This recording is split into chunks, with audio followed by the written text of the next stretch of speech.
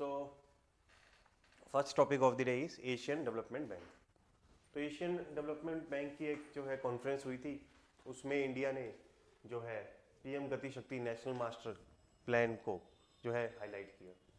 ठीक है, तो ये जॉर्जिया में हुई थी, टिब्लिसी में। तो एशियन डेवलपमेंट बैंक क्या है? ये एक रीजनल डेवलपमेंट बैंक है। बेसिकली एशिया पैसिफिक में डेवलपमेंट इंश्योर करने के लिए लोन देती है। जो बैंक का काम होता है वही करती है ये। ठीक है, पावर प्रोजेक्ट्स के लिए या हाईवे प्रोजेक्ट्स के लिए या रेलवे प्रोजेक्ट्स के लिए एक्सेट्रा ये लोन देती है। ठीक है, तो इसमें 68 मेंबर्स हैं।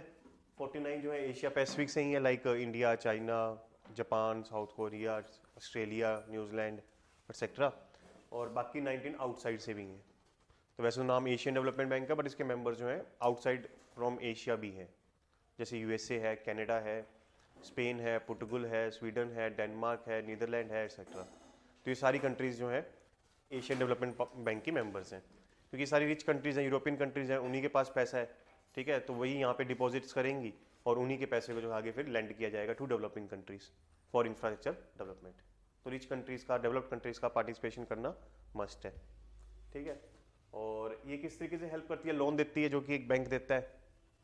ठीक है, टेक्निकल असिस्टेंस देती है कि मान लीजिए आप कोई डैम बनाने जा रहे हो, तो ये बता देती है कि किस तरीके से डैम कंस्ट्रक्ट होगा, उसको मैनेज कैसे किया जाता है, मेंटेन कैसे किया जाता है, अपग्रेड कैसे किया जाता है एक्सेट्रा। तो इस तरीके से टेक्निकल असिस्टेंस देती है। फिर ग्रांट्स देती है। ये ग्रांट्स होती है कि आपको पैसा दे दिया, आपको लौटाना नहीं है उसको। तो कई बार पुअर कंट्री है कोई, उसके बाद उतनी उसकी फाइनेंशियल कैपेबिलिटी नहीं है कि वो लोन को रीपे कर सके, तो उस केस में ग्रांट्स भी दे सकती है। ठीक है, उसको इक्विटी में भी इन्वेस्ट कर देती है। मान लीजिए कोई प्राइवेट सेक्टर है, वो हाईवे बनाने जा रहा है, वो हाईवे बनाएगा तो उसको पैसा चाहिए बनाने के लिए।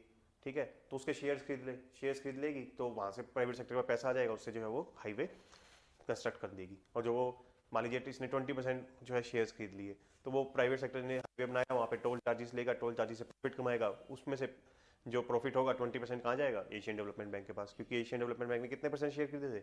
20%।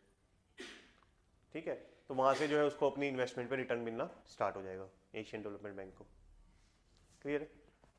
तो यानी वो ग्रांट से, इक्विटी से, लोन से, टेक्निकल असिस्टेंस से डेवलपिंग कंट्रीज की हेल्प करती है। उसके उसके लार्जेस्ट शेयर होल्डर जो है यूएस और जापान। एक्चुअली में इस बैंक को जो है लीड किया था जापान ने ही अब लीड लेते हुए इस बैंक को स्टेब्लिश किया था। ठीक है, फिर बाद में यूएसए ने ज्वाइन किया। यूएसए और जापान के इस वक्त जो है इक्वल शेयर है 15.6%। उसके बाद चाइना के 6.4, इंडिया के आप कह लीजिए थर्ड लार्जेस्ट शेयर हैं बैंक में 6.3, लगभग चाइना के बराबर ही है। उसके बाद ऑस्ट्रेलिया की। हेडक्वार्टर याद रखना मनीला, फिलीपींस में है। वैसे तो जापान की इनिशिएटिव थी ये, बट हेडक्वार्टर कहाँ पे है? मनीला, फिलीपींस में। ठीक है, और ये कॉन्फ्रेंस थी जिसमें बेसिकली वही रीजनल कोऑपरेशन इंटीग्रेशन की बात की गई है। इकोनॉमिक कॉरिडोर डेवलप किए जाएंगे। इकोनॉमिक कॉरिडोर होते हैं कि आपने एक बड़ा सा हाईवे बना दिया, ठीक है, उसके अराउंड जो है फिर फैक्ट्रीज स्टैब्लिश की जाएंगी, या फिर आपने रेलवे ट्रैक्स बिछा दिए, उसके अराउंड फैक्ट्रीज स्टैब्लिश की जाएंगी। तो इस तरीके से कॉरिडोर्स बनाए जाते हैं। तो रीजनल इंटीग्रेशन के लिए किया जाएगा। मान लीजिए बांग्लादेश, इंडिया, म्यांमार के बीच में आपने जो है एक हाईवे बिल्ड किया। ठीक है, उस हाईवे के अराउंड जो है फिर आपने फैक्ट्रीज स्टैब्लिश करनी स्टार्ट कर दी। तो उस फैक्ट्रीज में जो भी प्रोड्यूस होगा गुड्स, वो इन तीनों कंट्रीज में जो है इजिली इंपोर्ट एक्सपोर्ट किया जा सकता है। ठीक है, तो इससे रीजनल इकोनॉमिक इंटीग्रेशन होता है। तो ये इंफ्रास्ट्रक्चर डेवलपमेंट प्रमोट करके क्या प्रमोट करना चाहती है? Regional economic integration. ठीक है, तो एरिया सेंट्रिक अप्रोच रहती है, एक पर्टिकुलर एरिया को डेवलप किया जाता है, नॉलेज शेयरिंग, वही टेक्निकल गाइडेंस दी जाती है इसमें। ठीक है,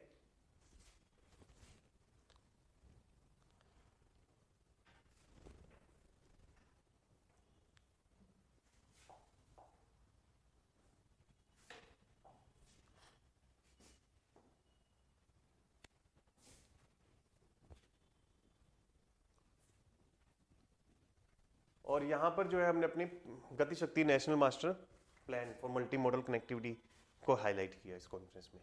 ठीक है, तो इसलिए हम एशियन डेवलपमेंट बैंक पढ़ रहे थे। तो अब हम मेन पढ़ेंगे पीएम गति शक्ति national master plan for multi modal connectivity. ठीक है, तो रिसेंटली गवर्नमेंट ने इस इनिशिएटिव को जो है लॉन्च की है। इसमें यही है कि लॉजिस्टिक सेक्टर में एक तो मल्टी मॉडल कनेक्टिविटी है। ठीक है, तो मल्टी मॉडल कनेक्टिविटी मतलब कि अब देखो, अब कई सारे means of transportation and communication है। एयरवेज है, रेलवेज है, ठीक है, हाईवेज है, ठीक है, पोर्ट्स हो गए या इनलैंड वाटरवेज हो गए कि आप अपनी नदियों में जो है शिप्स को जो है सेल करा रहे हो। या कोस्टल शिपिंग होगी कि एक पोर्ट से दूसरे पोर्ट के बीच में जो है शिपिंग हो रही है एक्सेट्रा। तो उनके बीच में क्या हो, multi modal connectivity. Her means of transport and communication जो है इंपॉर्टेंट है। हम ये नहीं कह सकते कि सिर्फ और सिर्फ रोडवेज ही इंपॉर्टेंट है या शिपिंग इंपॉर्टेंट है या रेलवेज ही इंपॉर्टेंट है एक्सेट्रा। सबकी अपनी अपनी रेलिवेंस है। ये चारों जो मीन्स ऑफ कम्युनिकेशन है वो आपस में कनेक्टेड होने चाहिए। आपस में क्या होनी चाहिए, कनेक्टेड। ठीक है, क्योंकि अगर आपको मान लीजिए लॉन्ग डिस्टेंस में जो है गुड्स को ट्रांसपोर्ट करना है तो देन इधर यू रिक्वायर शिपिंग सर्विस कि दो पोर्ट्स के बीच में हो जाए। मान लीजिए कांडला से जो है सपोज मैंगलोर पोर्ट के बीच में जो है शिपिंग हो जाए। ठीक है, अगर शिपिंग अवेलेबल नहीं है, ठीक है, तो फिर आप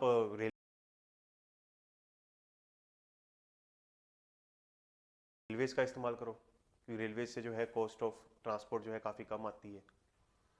ठीक है, और काफ़ी large amount of goods, large quantity of goods जो है आप ट्रांसपोर्ट कर सकते हो रेलवेज से, इजंट इट। और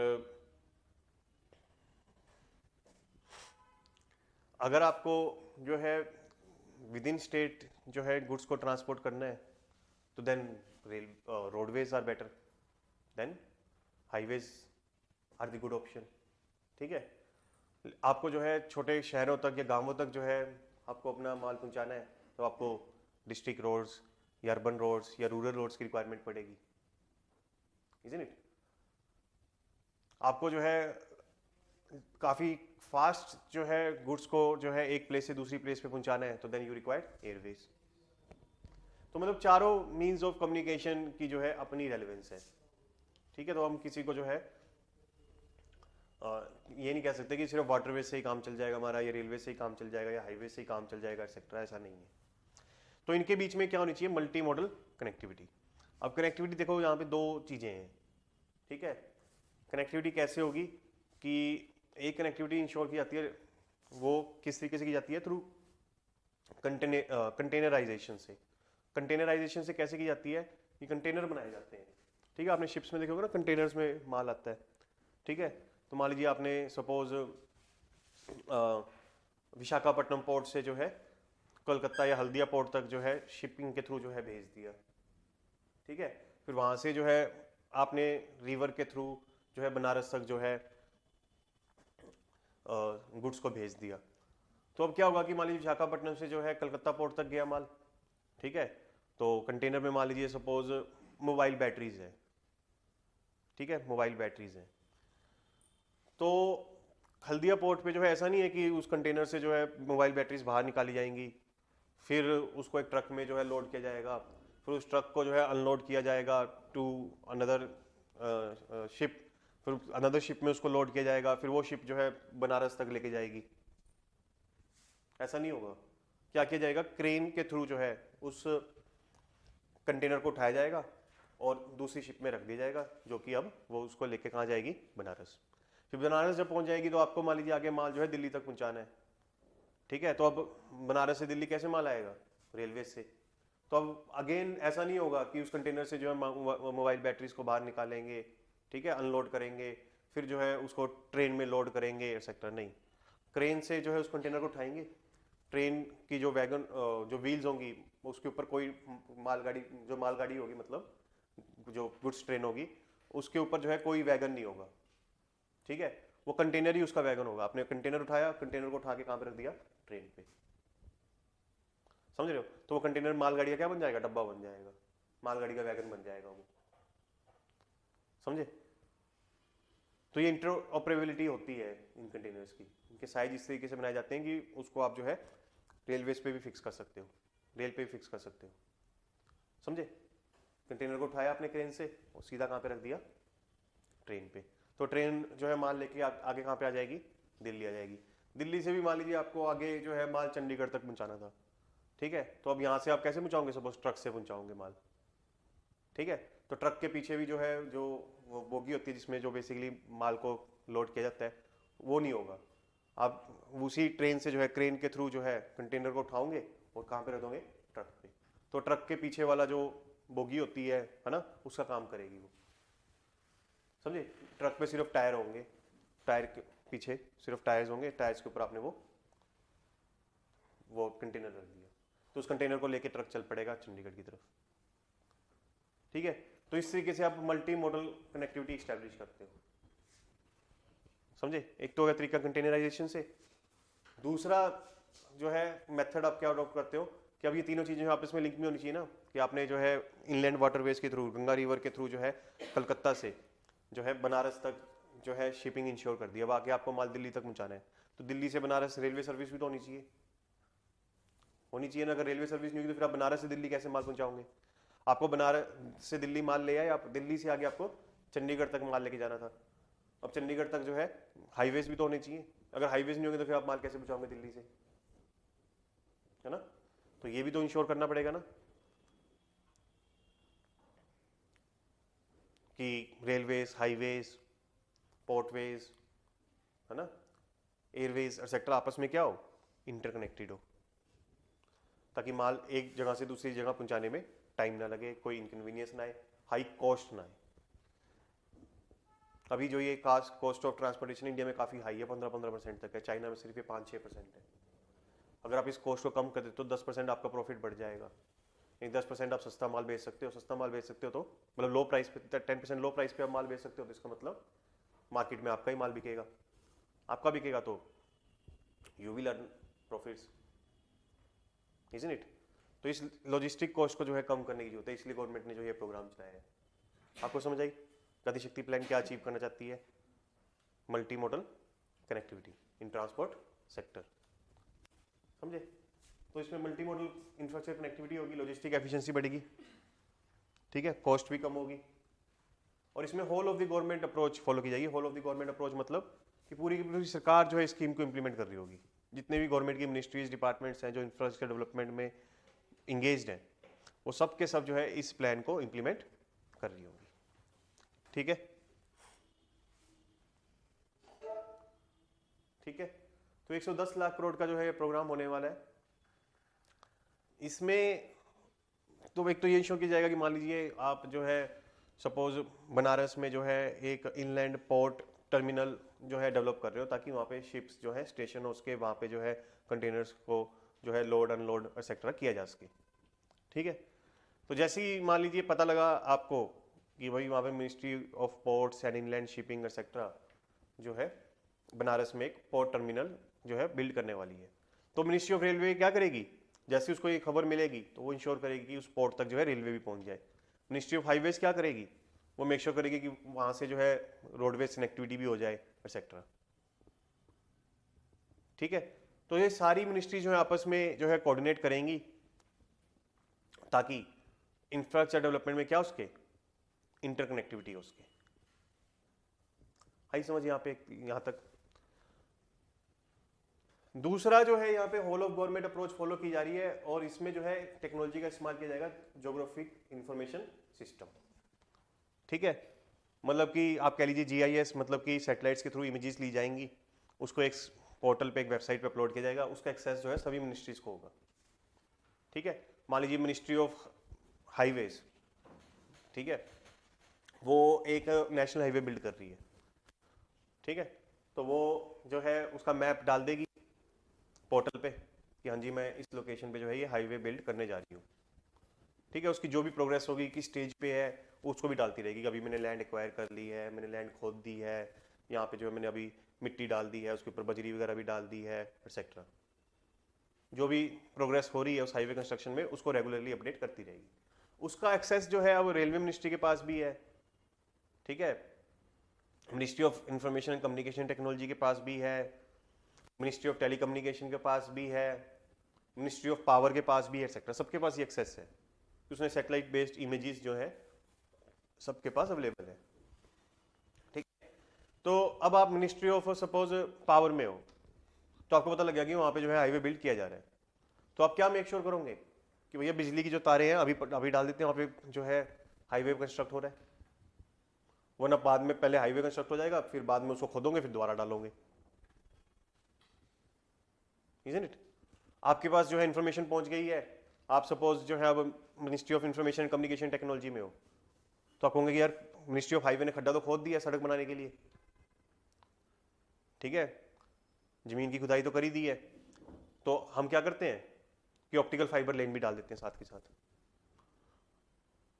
ठीक है, आप मिनिस्ट्री ऑफ वाटर रिसोर्स में हो, जल संसाधन मिनिस्ट्री में हो, आपको पता लग गया कि हाईवे वहां पे कंस्ट्रक्ट किया जा रहा है, तो आप कहोगे कि यार पाइपलाइन भी डाल देते हैं, वाटर पाइपलाइन भी डाल देते हैं या सीवेज की पाइपलाइन डाल देते हैं। आप मिनिस्ट्री ऑफ पेट्रोलियम में हो, आपको पता लगा कि हाईवे वहां पे कंस्ट्रक्ट हो रहा है, तो आप क्या करोगे, गैस पाइपलाइन डाल दोगे वहां पे। ठीक है, आप मिनिस्ट्री ऑफ रेलवेज में आपने उस मैप को देख लिया, उसमें पता लगा कि वो रेलवे लाइन को जो है क्रॉस करेगी, रेलवे लाइन को क्रॉस करेगी। ठीक है, तो आप एक काम करोगे कि पहले से ही जो है वहां पे एक फ्लाईओवर की कंस्ट्रक्शन स्टार्ट कर दोगे। समझे? आप मिनिस्ट्री ऑफ फॉरेस्ट में आपको पता लगेगा कि वो हाईवे जो है फॉरेस्ट से जो है गुजर सकता है, तो पहले ही मिनिस्ट्री ऑफ हाईवे के साथ कोऑर्डिनेट कर लो, ताकि फॉरेस्ट में जो हैबिटेट फ्रेगमेंटेशन है वो ना हो, और जो भी नेसेसरी क्लियरेंसेस चाहिए वो प्रोवाइड कर दी जाए। अगर कोई ट्राइबल्स की लैंड एक्वायर की तो टाइम की और उसको उनको एडुकेट कंपनसेशन, रिहैबिलिटेशन एक्सेट्रा किया जाए। तो सारी मिनिस्ट्रीज इस प्रोग्राम में इन्वॉल्व होगी ना। तो यहाँ पे मतलब सभी मिनिस्ट्रीज के बीच में क्या किया जाएगा, कोऑर्डिनेशन स्टैब्लिश किया जाएगा, कोऑपरेशन स्टैब्लिश किया जाएगा, communicating the progress of each ministries project to all ministries, कि जिस भी मिनिस्ट्री का कोई प्रोजेक्ट चल रहा है उसकी प्रोग्रेस जो है सभी मिनिस्ट्रीज को कन्वे की जाएगी, कम्युनिकेट की जाएगी, और उसके थ्रू जो है कोऑपरेशन कोऑर्डिनेशन स्टैब्लिश किया जाएगा।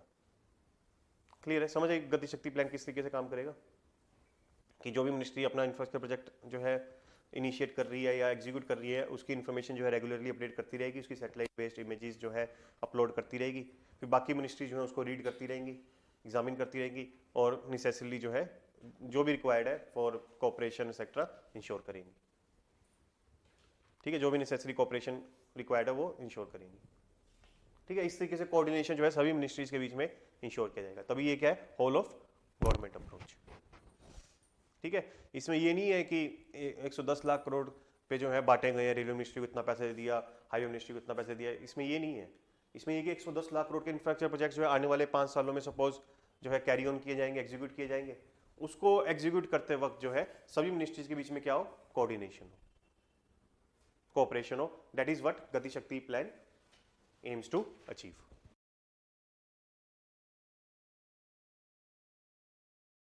ठीक है, समझ आई? वरना आपने खुद देखा होगा, आपके घर के सामने सड़क बनती है तो उसके 10 दिन बाद ही उसको तोड़ दिया जाता है। क्यों तोड़ दिया जाता है? कि सीवेज पाइपलाइन जो है वो नहीं डालनी है, या टेलीकॉम डिपार्टमेंट वाले आ जाते हैं, वो कहते हैं कि हमें अपनी जो है टेलीकॉम लाइन डालनी है, कोई पावर डिपार्टमेंट से आते हैं, इलेक्ट्रिसिटी डिपार्टमेंट से, वो कहते हैं हमें बिजली की तार डालनी है एंड सो ऑन। ऐसी चीज़ें ना हो, डेट्स वाई गति शक्ति प्लान जो है गवर्नमेंट ने लॉन्च की है। ठीक है, आगे समझ। उसके बाद यहाँ पे वर्ड है trunk and utility infrastructure. Trunk infrastructure होता है बेसिकली जिसमें आप एसेंशियल गुड्स को जो है ट्रांसपोर्ट करते हो, वो इंफ्रास्ट्रक्चर।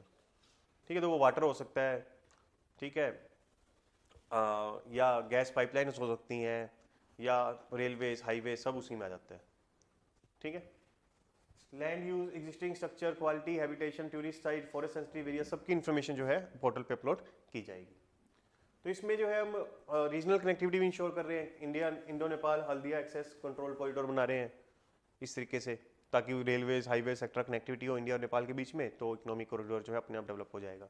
इसी के रीजनल वाटरवे ग्रिड बेसिकली हम बांग्लादेश के साथ बिल्ड कर रहे हैं, कोई गंगा ब्रह्मपुत्रा जो है बांग्लादेश से होकर गुजरती है, तो हम गंगा ब्रह्मपुत्रा में जो है शिप्स को चला सकते हैं, और बांग्लादेश और इंडिया के बीच में जो गुड्स की ट्रांसपोर्टेशन है वो through this ships selling on these rivers के थ्रू इंश्योर कर सकते हैं। ठीक है, उसके बाद आते हैं viability gap funding scheme for battery energy storage system. समझ आया आपको, मतलब गति शक्ति प्लान क्या करने जा रहा है वो? ठीक है, बेसिकली कोऑर्डिनेशन एस्टेब्लिश करेगा वो।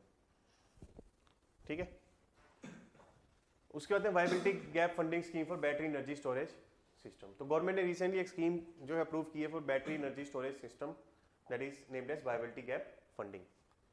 ठीक है, तो ये कॉन्सेप्ट है वायबिलिटी गैप फंडिंग का। पहले तो वो समझो वो क्या होता है।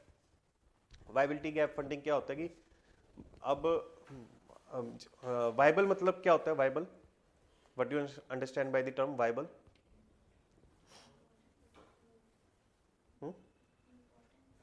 कोई चीज इंपॉर्टेंट है कि नहीं? नहीं, वायबल होता है कि कोई चीज जो है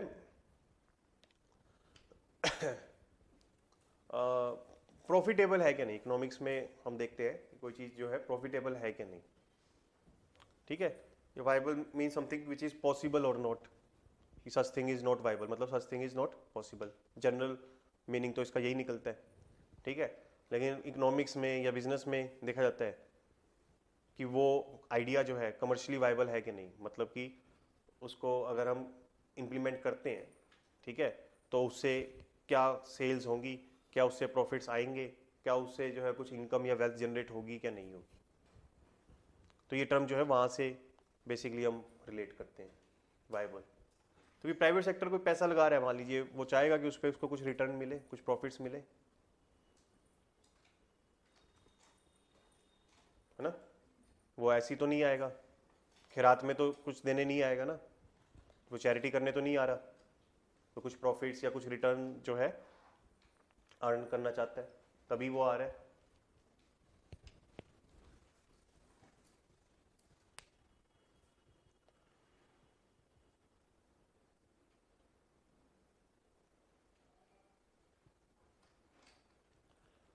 तो प्राइवेट सेक्टर जो है किसी भी अगर इंफ्रास्ट्रक्चर प्रोजेक्ट में इन्वेस्ट कर रहा है तो उसके लिए वो प्रोजेक्ट क्या होना चाहिए, वायबल होना चाहिए, मतलब प्रॉफिटेबल होना चाहिए। ठीक है, बट कई बार ये प्रोजेक्ट्स जो है कमर्शियली वायबल नहीं होते, प्रॉफिटेबल नहीं होते, क्योंकि कई बार जो इनमें इन्वेस्टमेंट बहुत ज़्यादा लग जाती है। मान लीजिए सपोज आप कोई इंफ्रास्ट्रक्चर प्रोजेक्ट ले रहे हो, ठीक है, आपने कोई हाईवे बनाया या डैम बनाया, उसमें 10,000 करोड़ रुपए लग गए, बट डैम्स से जब आप इलेक्ट्रिसिटी सप्लाई करोगे उससे जो रेवेन्यू आएगा सपोज आ रहा है आपको 100 करोड़ पे एक साल का। ठीक है, 50 सालों तक जो है वो डैम ऑपरेट आप कर सकते हो, तो 50 सालों में आपने 5,000 करोड़ ही कमाए, और आपने लगाए कितने, 10,000 करोड़। तो क्या आपके लिए प्रोजेक्ट वायबल है? क्या आप इसमें इन्वेस्ट करना चाहोगे? नहीं, नहीं ना। तो because of high initial investment जो है प्राइवेट सेक्टर इन्वॉल्व नहीं होता, या लॉन्ग गेस्टेशन पीरियड हो जाता है। गेस्टेशन पीरियड क्या होता है, वैसे ये यूज करते हैं मेडिकल साइंस में। गेस्टेशन पीरियड होता है 9 महीने का, कि that is the time that women take to give birth to a child, उसको बोलते हैं गेस्टेशन पीरियड, कि बच्चे को जन्म देने में जो है जो है ऑन एन एवरेज 9 महीने लेती है। ठीक है, तो उसके बाद बच्चा पैदा होता है। यानी इंफ्रास्ट्रक्चर प्रोजेक्ट में भी जो है गेस्टेशन पीरियड होता है, कि आप आज हाईवे कंस्ट्रक्ट करने लगे हो, ठीक है, तो वो कोई ऐसा तो है नहीं कि महीने में बन जाएगा, 10 दिन में बन जाएगा। हाईवे को कंस्ट्रक्ट करने में क्या पता 2 साल 4 साल 5 साल लग जाए। या कोई अंडर सी टनल आप कंस्ट्रक्ट कर रहे हो, वहां पे जो है आप रोड बना रहे हो, उस टनल के अंदर वहां से जो है ट्रांसपोर्टेशन फैसिलिटेट होगी, तो अंडर सी वाटर टनल जो है कोई 1 साल 2 साल में तो नहीं बनेगी, क्या तो उसको बनने में 10 साल लग जाए, या आप डैम बना रहे हो उसमें 10 साल लग जाए। तो ये क्या है टाइम पीरियड, इसको इस टाइम पीरियड को क्या बोलते हैं, gestation period, the time taken for constructing a project. तो आपको रिटर्न तो जब प्रोजेक्ट कंप्लीट हो जाएगा तब आना स्टार्ट होगा ना, जब डैम बन जाएगा, हाईवे बन जाएंगे, तब उस पर आप जो भी सर्विसेज प्रोवाइड कर रहे हो उसकी फीस चार्ज करना स्टार्ट करोगे। हाईवे बनने के बाद ही आप टोल चार्ज ले सकते हो, पहले तो नहीं ले सकते। तो 10 साल तक जो है आपको इन्वेस्ट करना पड़ेगा, 10 साल तक आपकी जेब से पैसा जाता रहेगा। 10 साल बाद जो है आपको जो है कुछ रिटर्न मिलना स्टार्ट होगा। 10 साल तक जो है आपको अपनी पॉकेट से इन्वेस्ट करना पड़ेगा। आप लोन ले रहे हो, लोन लेके जो है 10,000 करोड़ का जो है हाईवे बना रहे हो, या अंडर सी वाटर टनल बना रहे हो, या डैम बना रहे हो, एक्सेट्रा। 10,000 करोड़ का आपने लोन ले लिया, 10% के हिसाब से 1 साल का उसका ब्याज ही 1,000 करोड़ है। 1,000 करोड़ है, वो ब्याज भी आपको अपनी जेब से पे करना है। तो 10 साल में आपने 10,000 करोड़ नहीं लगाया, आपने कितने पैसे लगा दिए, 20,000 करोड़ पे। 10,000 करोड़ पे एक्चुअल अमाउंट और 10,000 करोड़ पे ब्याज के। अब 10 साल बाद आपको 20,000 करोड़ पे जो है रिकवर करने हैं, इजंट इट? और 20,000 नहीं करने। अब 10 साल बाद जो है क्या होगा, आप 20,000 करोड़ पे लगा सकते हो, उसका जो 10% ब्याज हो गया, वो 2,000 करोड़ भी आपको रिकवर करने हैं हर साल, और पिछले जो 20,000 करोड़ पे लगाए हुए हैं वो भी आपको रिकवर करने हैं।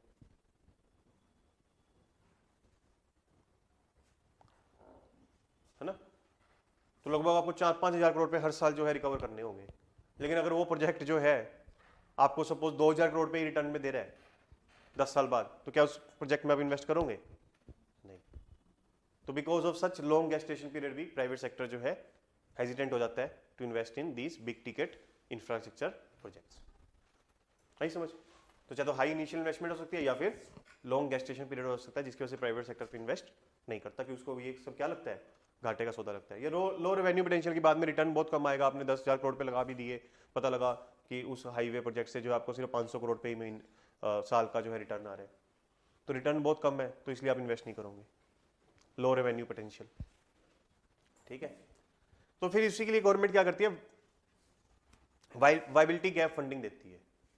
वाइबिलिटी गैप फंडिंग देती है। मान लीजिए आपने 10,000 करोड़ पे लगाए थे, 1,000 करोड़, ठीक है, और 1,000 करोड़ पे का आप सपोज ब्याज भर रहे हो हर साल का, ठीक है, तो उस प्रोजेक्ट से जो है सपोज 2,500 करोड़ पे जो है रिटर्न आ रहा है। नहीं, आप मान लीजिए सपोज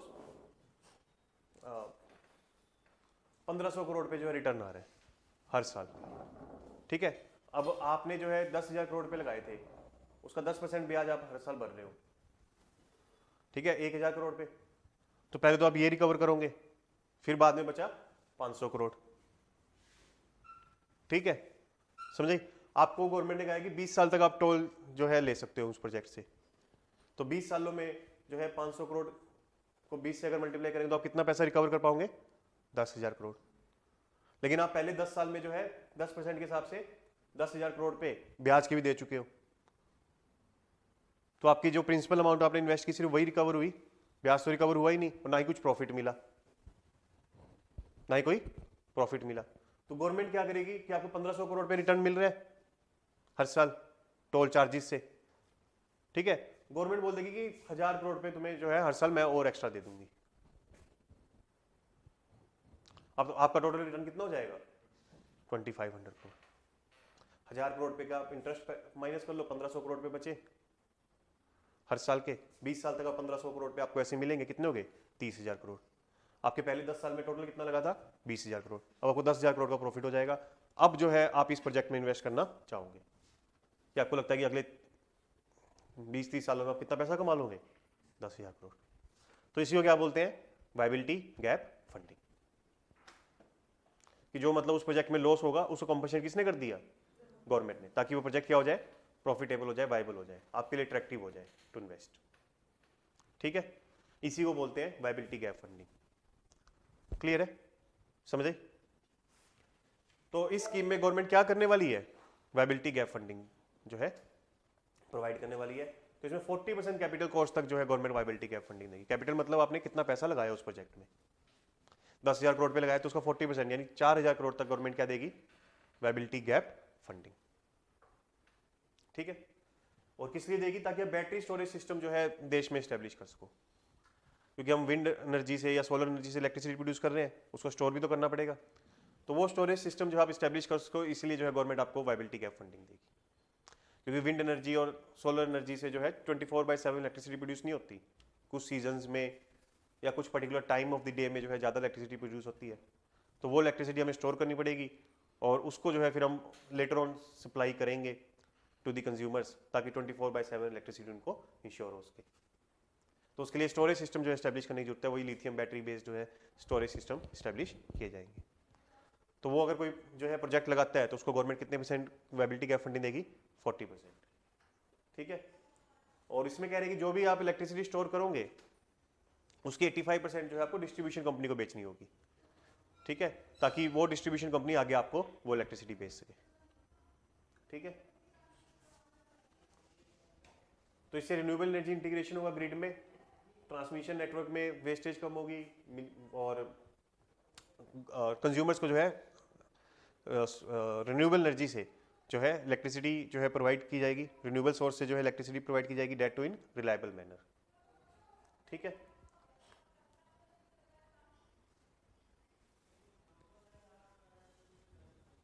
तो इसमें जो लेवलाइज कॉस्ट ऑफ स्टोरेज है वो 5 से 6 रुपीज पर किलोवाट आवर आ जाएगी।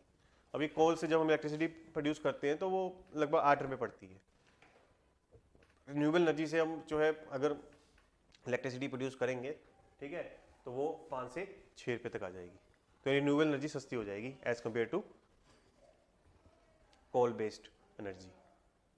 ठीक है, लेवलाइज कॉस्ट ऑफ स्टोरेज क्या होती है कि मतलब जब भी ये वर्ड आए लेवलाइज कॉस्ट, इसका मतलब ये होता है कि उस पर्टिकुलर प्रोजेक्ट में आप टोटल कितना पैसा लगाओगे during its entire life time और कितना जो है आपको फिर उसमें रिटर्न मिलेगा। ठीक है, वहां से फिर आप कैलकुलेट करते हो कि what is your levelised cost of production. जैसे एग्जांपल के तौर पे सपोज आपने बैटरी यही एनर्जी स्टोरेज प्लांट लगाया, ठीक है, तो मान लीजिए उस प्लांट की जो लाइफ है वो 30 साल है। ठीक है, 30 साल में सपोज आपको 3,000 करोड़ रुपए इन्वेस्ट करने पड़ेंगे। पहले साल मान लीजिए 1000 करोड़, फिर 5 साल बाद 500 करोड़, फिर 10 साल बाद फिर 500 करोड़ एक्सेट्रा। ठीक है, समझे, 3,000 करोड़ रुपए जो है आपको इन्वेस्ट करने पड़ेंगे और 30 सालों में जो है, ठीक है, तो सपोज वो 500 करोड़ किलोवाट आवर जो है इलेक्ट्रिसिटी स्टोर कर सकती है। 30 सालों के अंदर वो कितनी इलेक्ट्रिसिटी स्टोर कर सकती है? 500 करोड़। ठीक है, तो 1 किलोवाट आवर स्टोर करने की फिर लेवलाइज कॉस्ट क्या होगी? 6 रुपीज। क्या कर पाओगे?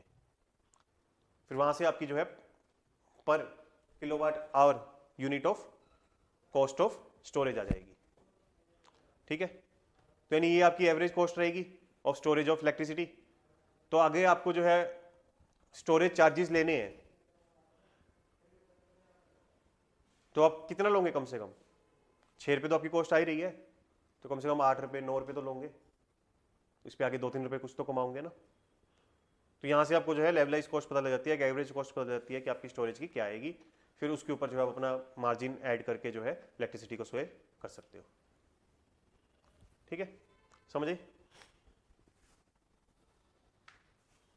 लेवलाइज कॉस्ट समझ आई आपको कि during the life time of the project कितना कॉस्ट इंकर किया जाएगा और कितना वो आउटपुट देगी।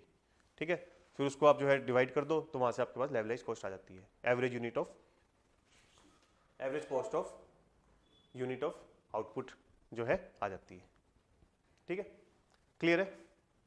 इट्स लाइक ये बिल्डिंग आपने खरीदी, ठीक है, मान लीजिए 1 करोड़ की खरीदी, इस बिल्डिंग की लाइफ जो है 50 साल है। 50 साल के अंदर सपोज 1 लाख बच्चे जो है इस बिल्डिंग में पढ़ाई कर लेंगे, तो एक बच्चे की कॉस्ट फिर कितनी आई? 100 रुपये।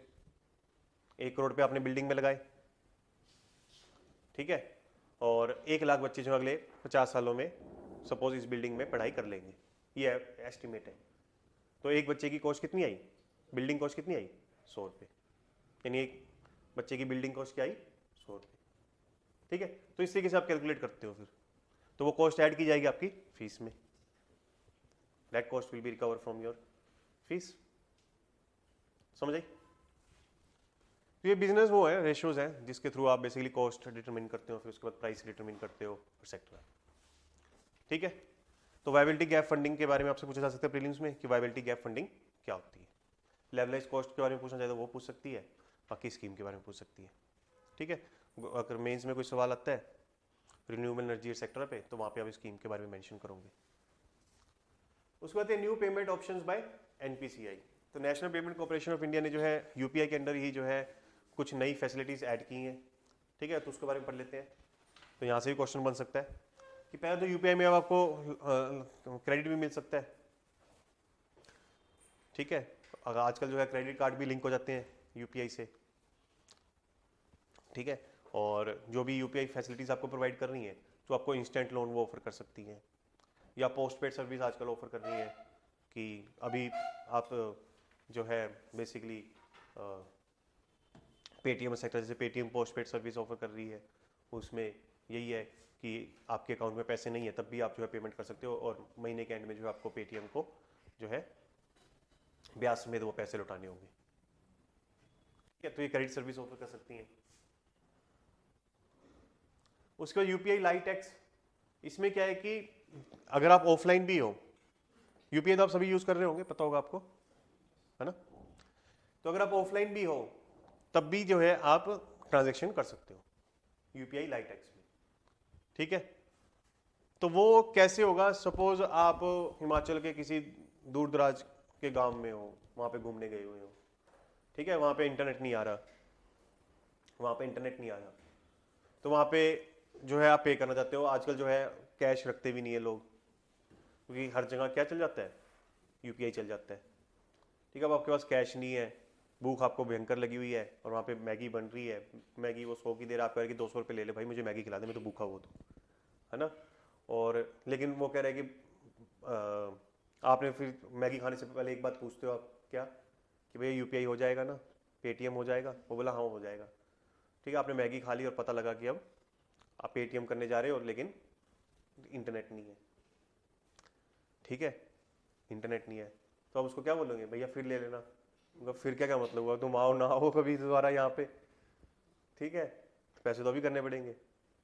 तो वो कह रहे कि अब कैश दे दो, आपके पास कैश भी नहीं है। आप बोल रहे मेरे पास तो बस यूपीआई है जिसके तुम्हें पे कर सकता हूँ। तो बोले यूपीआई से कर दो। भैया मैं तो करना चाह रहा हूँ लेकिन इंटरनेट नहीं है, तो मैं कैसे करूँ? वो बोले कि कोई बहानेबाजी नहीं चलेगी। ठीक है, यूपीआई लाइट एक्स से अब तुम पेमेंट कर दो। वहाँ पे क्या हो सकता है, यूपीआई लाइट एक्स के अंदर ऑफलाइन भी पेमेंट हो सकती है। कैसे हो सकती है? नहीं, वो यूएसएसडी है, *99# से जो है भी आप पेमेंट कर सकते हो, वो यूएसएसडी है। यूपीआई लाइट एक्स में क्या है कि नियर फेस टेक्नोलॉजी का इस्तेमाल किया जा रहा है। किसका इस्तेमाल किया जा रहा है? नियर फेस टेक्नोलॉजी का। ठीक है, तो जो रिसीवर है वो आपके पास होना चाहिए। ये नहीं है कि रिसीवर दूसरे शहर में बैठा है, आप यूपीआई लाइट एक्स के थ्रू पे कर सकते हो, नहीं, रिसीवर आपके आसपास ही होना चाहिए। ठीक है, तो रिसीवर का डिवाइस में इंटरनेट नहीं है ना, आपके डिवाइस में इंटरनेट है, पर दोनों में क्या है, नियर फेस टेक्नोलॉजी है। ठीक है, तो नियर फेस टेक्नोलॉजी से दोनों के डिवाइस क्या हो जाएंगे, आपस में कनेक्ट हो जाएंगे। आपके और उसका डिवाइस कनेक्ट हो गया। ठीक है, फिर आप जो है अपने अकाउंट से सपोज 200 रुपीज़ उसको पे कर सकते हो, आपके अकाउंट से जो है डेबिट हो जाएगा और उसके अकाउंट में क्रेडिट हो जाएगा। ठीक है, तो एक बार तो पेमेंट हो जाएगी। फिर जब रिसीवर या सेंडर जो है इंटरनेट के कनेक्शन में आएगा, ठीक है, तब जो है उसके अकाउंट में भी वो 200 रुपीज़ डेबिट एंड क्रेडिट हो जाएंगे। समझे? तब जो है बैंकिंग एंड से भी, बैंकिंग सिस्टम में भी जो है वो ट्रांजैक्शन अपडेट हो जाएगी। आप समझे ये सिस्टम कैसे वर्क कर रहा है? कि नियर फेस टेक्नोलॉजी है। नियर फेस टेक्नोलॉजी आपने देखी है ना, जैसे एंड्रॉयड में भी है, किस नाम से आप फाइल शेयर करते हो, वाईफाई डायरेक्ट नहीं, वो नियर बाय है ना, नियर बाय शेयरिंग से कुछ ऐसी आप जो है फाइल शेयर कर सकते हो, या एप्पल में एयर ड्रॉप है। ठीक है, तो ये बेसिकली नियर फेस टेक्नोलॉजी का इस्तेमाल करिए। आजकल ब्लूटूथ हेडसेट आ गया है जिसको आप मतलब मैग्नेट उसका अनटच करो, ठीक है, वो तुरंत आपके फ़ोन से कनेक्ट हो जाते हैं। ठीक है, या क्रेडिट कार्ड्स में भी आजकल नियर फेस टेक्नोलॉजी लगाते हैं कि आपको स्वाइप मशीन पे जो है स्वाइप करने की जरूरत नहीं है, वो स्वाइप मशीन से अपने आप कनेक्ट हो जाता है, बस आपको टैप करना पड़ता है, वहीं से पेमेंट हो जाती है। तो इन सब में क्या यूज़ की जा रही है? Near face technology. ठीक है, जिसमें दो डिवाइस जो है radio frequency identification tag technology के थ्रू जो है आपस में तुरंत कनेक्ट हो जाते हैं। फिर आप जो है फाइल्स वगैरह शेयर कर सकते हो या कोई भी एक्शन ले सकते हो। ठीक है, तो नियर फेस टेक्नोलॉजी से जो है दोनों के मोबाइल क्या हो गए, कनेक्ट हो गए। मोबाइल इंटरनेट से नहीं हुए, किससे हुए? नियर फेस टेक्नोलॉजी से। तो अब यूपीआई ऐप जो आपके मोबाइल के अंदर थी, उसके पास डाटा था कि आपके अकाउंट में जो है 500 रुपये पड़े हैं। ठीक है, तो आपने जो है, अब आप ऑफलाइन हो लेकिन ऐप के पास तो डाटा है कि आप लास्ट टाइम जब आपने चेक इन किया था या लास्ट टाइम जो आपने इंटरनेट ऑन किया था, तब जो है यूपीआई ऐप के अंदर जो है ये डाटा रिकॉर्ड हो गया था कि आपके अकाउंट में 500 रुपये पड़े। ठीक है, तो अब आप जो है अपनी यूपीआई ऐप लाइटेक्स का इस्तेमाल करते हुए जो है उसमें से 200 रुपये की पेमेंट कर दोगे। ठीक है, यूपीआई ऐप जो है एक बार आपके अकाउंट से 200 रुपये माइनस कर देगी। अभी बैंक को नहीं पता लगा, सिर्फ जो यूपीआई ऐप है उसने आपके अकाउंट से जो है 200 रुपये माइनस कर दिए, और वही यूपीआई ऐप जो रिसीवर के फ़ोन में है उस 200 रुपये को ऐड कर देगी उसके अकाउंट में। तो अभी बैंक के अकाउंट में अपडेट नहीं हुए, कहाँ पे हुए अभी? यूपीआई ऐप में। जैसे ही सेंडर और रिसीवर इंटरनेट कनेक्शन में आएंगे तो वो यूपीआई ऐप जो है बैंक को भी इंफॉर्मेशन भेज देगी कि इसके अकाउंट से जो है 200 रुपये डेबिट कर दो, यानी माइनस कर दो, और रिसीवर के जो अकाउंट में जो है 200 रुपये ऐड कर दो। समझ आई आपको सिस्टम कैसे वर्क करेगा? क्लियर? तो यानी सेंडर और रिसीवर आसपास होने चाहिए, नियर फेस टेक्नोलॉजी का इस्तेमाल किया जाएगा, और without internet, without even telecom network भी आप जो है ट्रांजेक्शन कर सकते हो। बट इसमें छोटी अमाउंट आप ट्रांसफर कर सकते हो, बड़ी अमाउंट ट्रांसफर नहीं कर सकते। ठीक है, बड़ी अमाउंट ट्रांसफर करेंगे तो उसमें फ्रॉड वगैरह हो सकता है। क्लियर? उसका यूपीआई टैप एंड पे, इसमें भी वही नियर फेस टेक्नोलॉजी का इस्तेमाल किया जा रहा है। तो उसमें क्यूआर कोड में जो है नियर फेस टेक्नोलॉजी लगाया जाएगा, उसके थ्रू जो आपका यूपीआई जो ऐप है वो तुरंत कनेक्ट हो जाएगी, फिर आप जो है पेमेंट कर सकते हो। ठीक है, और एक hello conversation payment on UPI है। इसमें क्या है कि यूपीआई पेमेंट ऐप में या टेलीकॉम कॉल्स के थ्रू जो है वॉइस इंस्ट्रक्शन के थ्रू आप पेमेंट कर सकते हो, कि आपको एक नंबर दे दिया जाएगा, उस पर आप कॉल लगाओ, वहाँ पे उसको इंस्ट्रक्ट करोगे इस फलाने बैंक अकाउंट नंबर में जिसका आईएफएससी कोड ये है, उधर मुझे पेमेंट करनी है, या इस यूपीआई आईडी में मुझे पेमेंट करनी है। तो आपके अकाउंट से जो है पैसे डिडक्ट कर लिए जाएंगे, और जिसको आप पैसे भेजना चाहते हैं उसके अकाउंट में पैसे डिपॉजिट कर दिए जाएंगे। ठीक है, और एक नेशनलाइज नंबर यानी एक फ़ोन नंबर भी होगा जिसके थ्रू आप बिल वगैरह भी पे कर सकते हो, वाटर के या इलेक्ट्रिसिटी के सेक्टर। तो आपको ये पता है ना भारत बिल पे सिस्टम क्या है?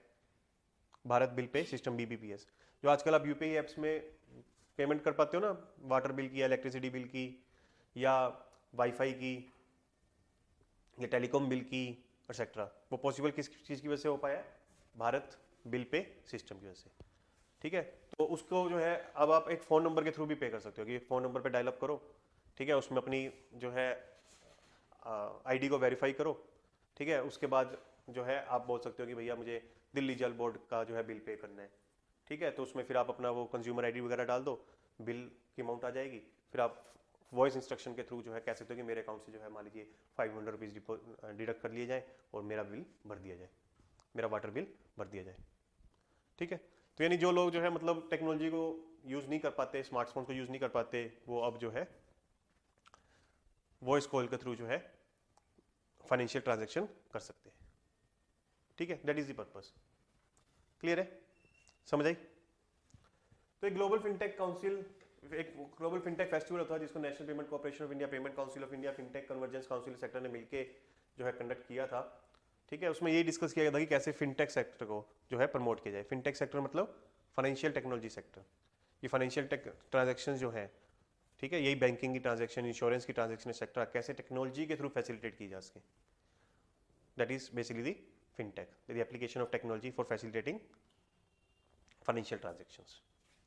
ठीक है, national Payment Corporation of India याद रखना आरबीआई ने और सभी बैंक्स ने मिलकर बनाई है, जितने भी बैंक्स हैं और आरबीआई ने मिलकर बनाई है, और यही जो है यूपीआई को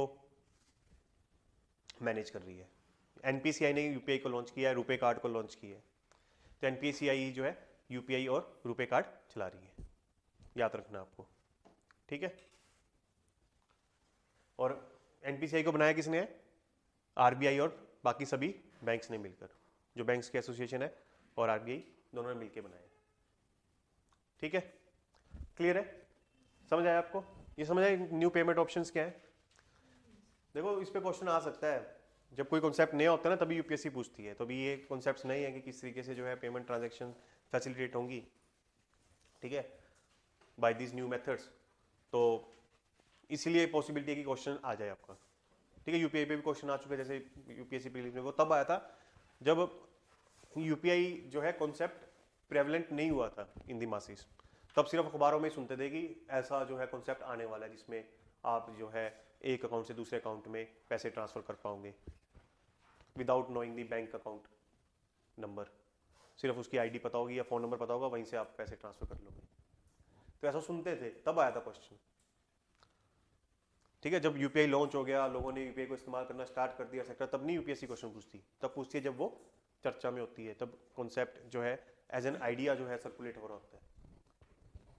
ठीक है, तो अब ये नए मेथड्स हैं टू डू दी पेमेंट्स, तो अभी क्वेश्चन आ सकता है इस साल, अगले साल नहीं आएगा, क्योंकि अगले साल तक जो है आप सभी इस मेथड्स को यूज़ कर चुके होंगे, है ना। चलो अपनी अपनी यूपीआई ऐप्स में इसको यूज़ करके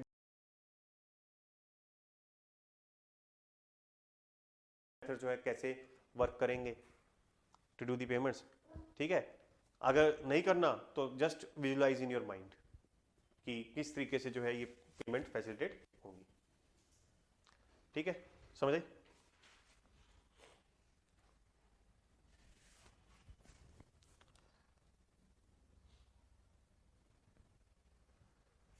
उसके बाद है मैंडेटरी हॉलमार्किंग। तो गोल्ड ज्वेलरी या गोल्ड आर्टिफैक्ट्स की जो मैंडेटरी हॉलमार्किंग है उसका थर्ड फेज जो है स्टार्ट हो गया है, तो डेट वाज दी न्यूज़, तो उसको पढ़ लेते हैं। ठीक है, तो हॉलमार्किंग क्या है, आपने देखा होगा कि ब्यूरो ऑफ इंडिया स्टैंडर्ड्स के जो है हॉलमार्क लगाए जाते हैं ज्वेलरी पे या गोल्ड के प्रोडक्ट्स पे एक्सेट्रा। तो उससे क्या इंश्योर हो जाता है कि वो गोल्ड जो है ऑथेंटिक, एक तो मतलब डुप्लीकेसी उसमें कुछ नहीं है, और दूसरा उसकी 22 कैरेट या 24 कैरेट की क्या है क्वालिटी है। तो क्वालिटी ऑथेंसिटी जो है इंश्योर करता है ये गोल्ड प्रोडक्ट्स की। ठीक है, क्योंकि इन प्रीशियस मेटल में जो है डुप्लीकेसी बहुत चलती है ना। पॉइंट कुछ ग्राम भी अगर जो है अदर मेटल ऐड कर दिया जाए इनटू द गोल्ड, तो आपको जो है हज़ारों रुपए का नुकसान हो सकता है उसी में। तो इसकी प्योरिटी, उसकी ऑथेंसिटी, ठीक है, क्वालिटी जो है बेसिकली इंश्योर हो रही है कैसे, हॉल मार्किंग से। तो इससे प्योरिटी और फाइननेस की गारंटी दी जा रही है। तो देश भर में सर्टिफिकेशन सेंटर्स जो है बनाए गए हैं, तो ज्वेलर्स जो है अपनी ज्वेलरी को उन सर्टिफिकेशन सेंटर्स के पास लेके जा सकते हैं और उसको सर्टिफाई करवा सकते हैं। ठीक है, तो इससे पब्लिक को प्रोटेक्शन मिलती है अगेंस्ट अडल्ट्रेशन, और मैन्युफैक्चरर जो है यहाँ पे ऑब्लिगेट होते हैं कि वो प्योर और हाई क्वालिटी के जो है आर्टिफैक्ट्स बनाए made of gold and silver. तो अभी गोल्ड और सिल्वर प्रोडक्ट्स को ही जो है बेसिकली हॉलमार्क किया जा रहा है at this time, but other products को भी जो है हॉलमार्क किया जा सकता है। जैसे ब्रास का कोई मेटल है, ब्रास मेटल से बना कोई आर्टिफैक्ट है, उसको भी आप हॉलमार्क करवा सकते हो। लेकिन अभी जो है हम कौन से आर्टिफैक्ट्स को हॉलमार्क करवा रहे हैं, गोल्ड एंड सिल्वर। ठीक, तो अब थर्ड फेज में 15 न्यू डिस्ट्रिक्ट्स में जो है ऐसे सेंटर्स खोले जाएंगे, सर्टिफिकेशन सेंटर्स खोले जाएंगे, और वहाँ पे जो है मैंडेटरी किया जाएगा कि हर ज्वेलर को जो है अपने ज्वेलरी को या आर्टिफैक्ट को जो है हॉलमार्क करवाना पड़ेगा। ठीक है, तो ब्यूरो ऑफ इंडिया स्टैंडर्ड जो है इस स्कीम को इम्प्लीमेंट कर रही है, याद रखना। ठीक है, और BIS केयर ऐप भी जो है रिसेंटली लॉन्च की गई है। उसमें क्या है कि मान लीजिए आपने कोई BIS हॉलमार्क जो है ज्वेलरी खरीदी गोल्ड की, ठीक है, तो क्या पता वो हॉलमार्क भी फर्जी हो, उसको आप वेरीफाई करा सकते हो BIS केयर ऐप में। ठीक है, उसमें आप जो है उसको वेरीफाई कर सकते हो हॉलमार्क गोल्ड ज्वेलरी को। ठीक, तो उसमें जो है वही हॉलमार्क यूनिक आइडेंटिफिकेशन नंबर होता है, वो डाल दो आप। ठीक है, उससे पता लग जाएगा कि वो आर्टिफैक्ट कौन सा था, उसका वेट कितना था जब सर्टिफाई कराया गया, किस ज्वेलर ने करवाया, ठीक है, उसकी प्योरिटी क्या थी, एक्सेट्रा। तो उसकी सारी इन्फॉर्मेशन आपके पास आ जाएगी, तो वहाँ से आपको जो है तसल्ली हो जाएगी कि आपने एक ओरिजिनल प्रोडक्ट ही खरीदा है। ठीक है, तो सिग्निफिकेंस ये है कि quality purity of gold jewellery maintain रहती है, कस्टमर जो है वो ड्यूप नहीं होते, उनके साथ कोई फ्रॉड, चीटिंग एक्सेट्रा नहीं होती। तो और कस्टमर का भी कॉन्फिडेंस बढ़ता है कि जो ट्रस्ट बढ़ता है उसका कि वो जो ज्वेलरी खरीद रहा है वो ओरिजिनल है, ऑथेंटिक है, प्योर है और हाईएस्ट क्वालिटी की है। ठीक है, क्योंकि आजकल लोग जो है हॉलमार्क प्रोडक्ट ही खरीद रहे हैं, क्योंकि जो आपके ये ट्रेडिशनल ज्वेलर्स होते हैं, जो आपके सुनार होते हैं, ठीक है, और वो क्या होते हैं कि बिना टाकी राय रह नहीं सकते, आपका जो है कुछ ना कुछ अडल्ट्रेशन वो करते ही करते हैं, जो तो वेट में करते हैं या कुछ ना कुछ उसमें मिलाएंगे। ठीक है, तो आपके साथ जो है वो कोई ना कोई टाकी जरूरी लगाएंगे, कभी भी आपको प्योर जो है प्रोडक्ट नहीं देंगे। क्लेम पूरा करेंगे कि हाँ हाँ जी प्योर 22 कैरेट का है, 24 कैरेट का है, एक्सेट्रा एक्सेट्रा, बट कभी देंगे नहीं, ठीक है। और चार्जेस आपसे सारे ले लेंगे, जो गोल्ड की प्राइस है वो भी लेंगे, मेकिंग चार्जेस भी लेंगे, पैकेजिंग के भी चार्जेस ले लेंगे, ठीक है, फिर लेबर चार्जेस भी ले लेंगे एंड सो ऑन, पता नहीं 1000 तरह के चार्जेस जो है लगा देंगे, फिर भी आपको जो है प्योर ऑथेंटिक प्रोडक्ट नहीं देंगे। कहा तो ये भी आता है ना कि जैसे आप क्या करते हो कि सोना होता है तो वो सुनार को वापस दे देते हो और फिर बोलते हो कि इसकी नई ज्वेलरी बना दे, ठीक है, फिर उस ज्वेलरी को फिर से वापस सुनार को दे देते हो, फिर कहते हो कि इसको पिघला कर जो है दोबारा से एक नई ज्वेलरी बना दे। करते हो ना ये, कि मान लीजिए पहले आपके पास सोने की चूड़ियाँ थी, उसको आप सुनार के पास ले गए, उसको बोले कि इसके अब इसके कड़े बना दो, फिर उन कड़ों को 10 साल बाद दोबारा फिर सुनार के पास ले गए, ज्वेलर के पास ले गए, उसको बोले कि आप इसके जो है अब सपोज सोने की चैन बना दो। तो अगर आपने 2-3 बार ऐसा कर दिया, ठीक है, तो वो सोना सुनार के पास वापस लौट चुका होता है, आपके पास कुछ नहीं बचेगा।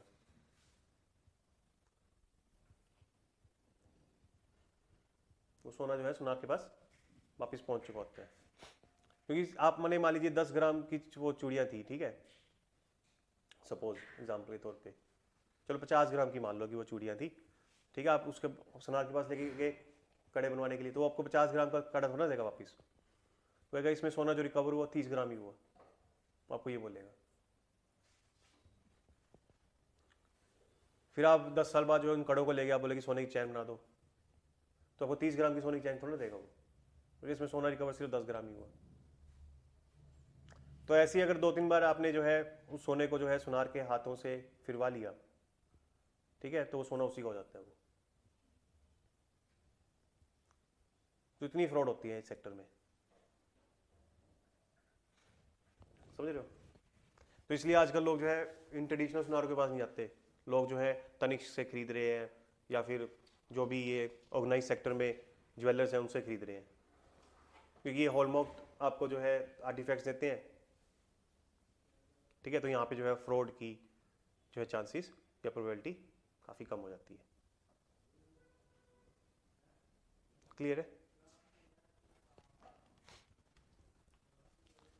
समझे। क्योंकि इन सुनारों का क्या होता है सिस्टम, कि जिस सुनार से आपने खरीदा है, आपने मान लीजिए वो 30 ग्राम की चूड़ियाँ जिस सुनार से खरीदी थी, 50 ग्राम की वो चूड़ियाँ जिस सुनार से खरीदी थी सोने की, उसी सुनार को अगर आप वो चूड़ियाँ वापस दोगे तो वो आपको कहेगा कि मैं 50 ग्राम जो है का कड़ा बना दूंगा आपका, ठीक है। अगर आप किसी और सुनार को दोगे तो कहेगा कि इसमें तो 30 ग्राम ही जो है सोना निकला था, ठीक है। अगर आप अपने मतलब सेम सुनार को ही आप अपनी चूड़ियां वापस कर रहे हो, उतने का ही जो है आप सोने का कड़ा बनवा रहे हो, तो वो आपको फिर से 50 ग्राम का कड़ा तो दे देगा वापस, लेकिन चार्जेस इतने लगा देगा ना extra, making charges, labour charges, packaging charges etcetera, कि वो 20 ग्राम के सोने का जो दाम है वो रिकवर आपसे कर ही लेगा। या बहाने इतने लगाएगा कि ये सोना जो है थोड़ा डिग्रेड हो गया है, डेप्रिशिएट हो गया है, ठीक है, इसका वेट लूज हो गया है, दिया था जब तो 50 ग्राम का था, अब ये 45 ग्राम या 40 ग्राम का ही रह गया है, ठीक है, इसमें इंप्योरिटीज अपने आप ऐड हो गई है हवा हुआ से, ठीक है।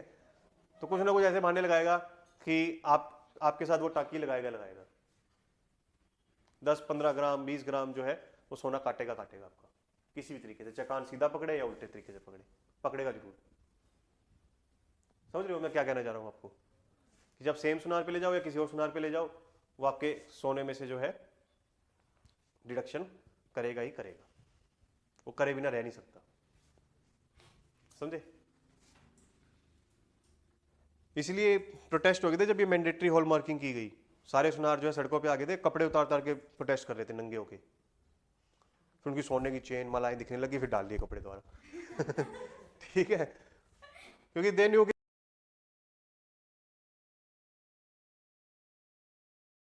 मैंडेटरी कर दी जाती है, तो मैंडेटरी कर दिया बट इंप्लीमेंटेशन जो है फेजेस में किया जा रहा है, ठीक है। तो अभी 3rd फेज स्टार्ट हो गया है। उसके बाद एजुकेशन टू एंटरप्रेन्योरशिप पार्टनरशिप, ये जो फेसबुक की कंपनी है मेटा, उसके साथ की है मिनिस्ट्री ऑफ एजुकेशन ने।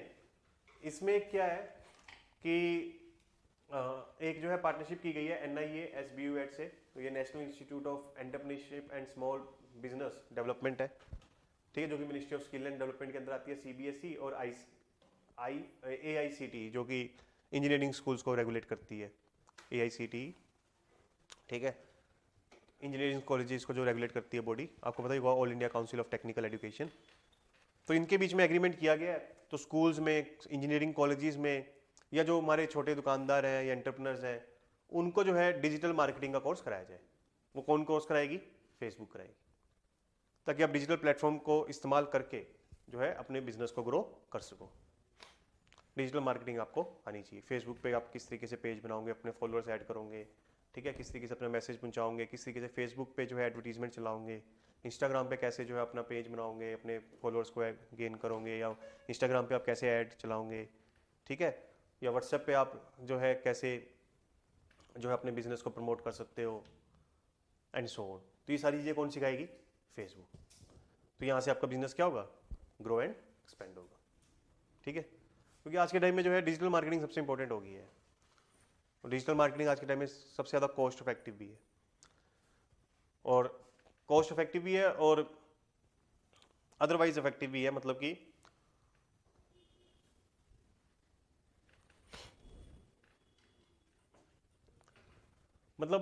डिजिटल मार्केटिंग से सेल्स भी आती है, और आपकी लीस्ट कॉस्ट जो है इन्वॉल्व होती है इन मार्केटिंग।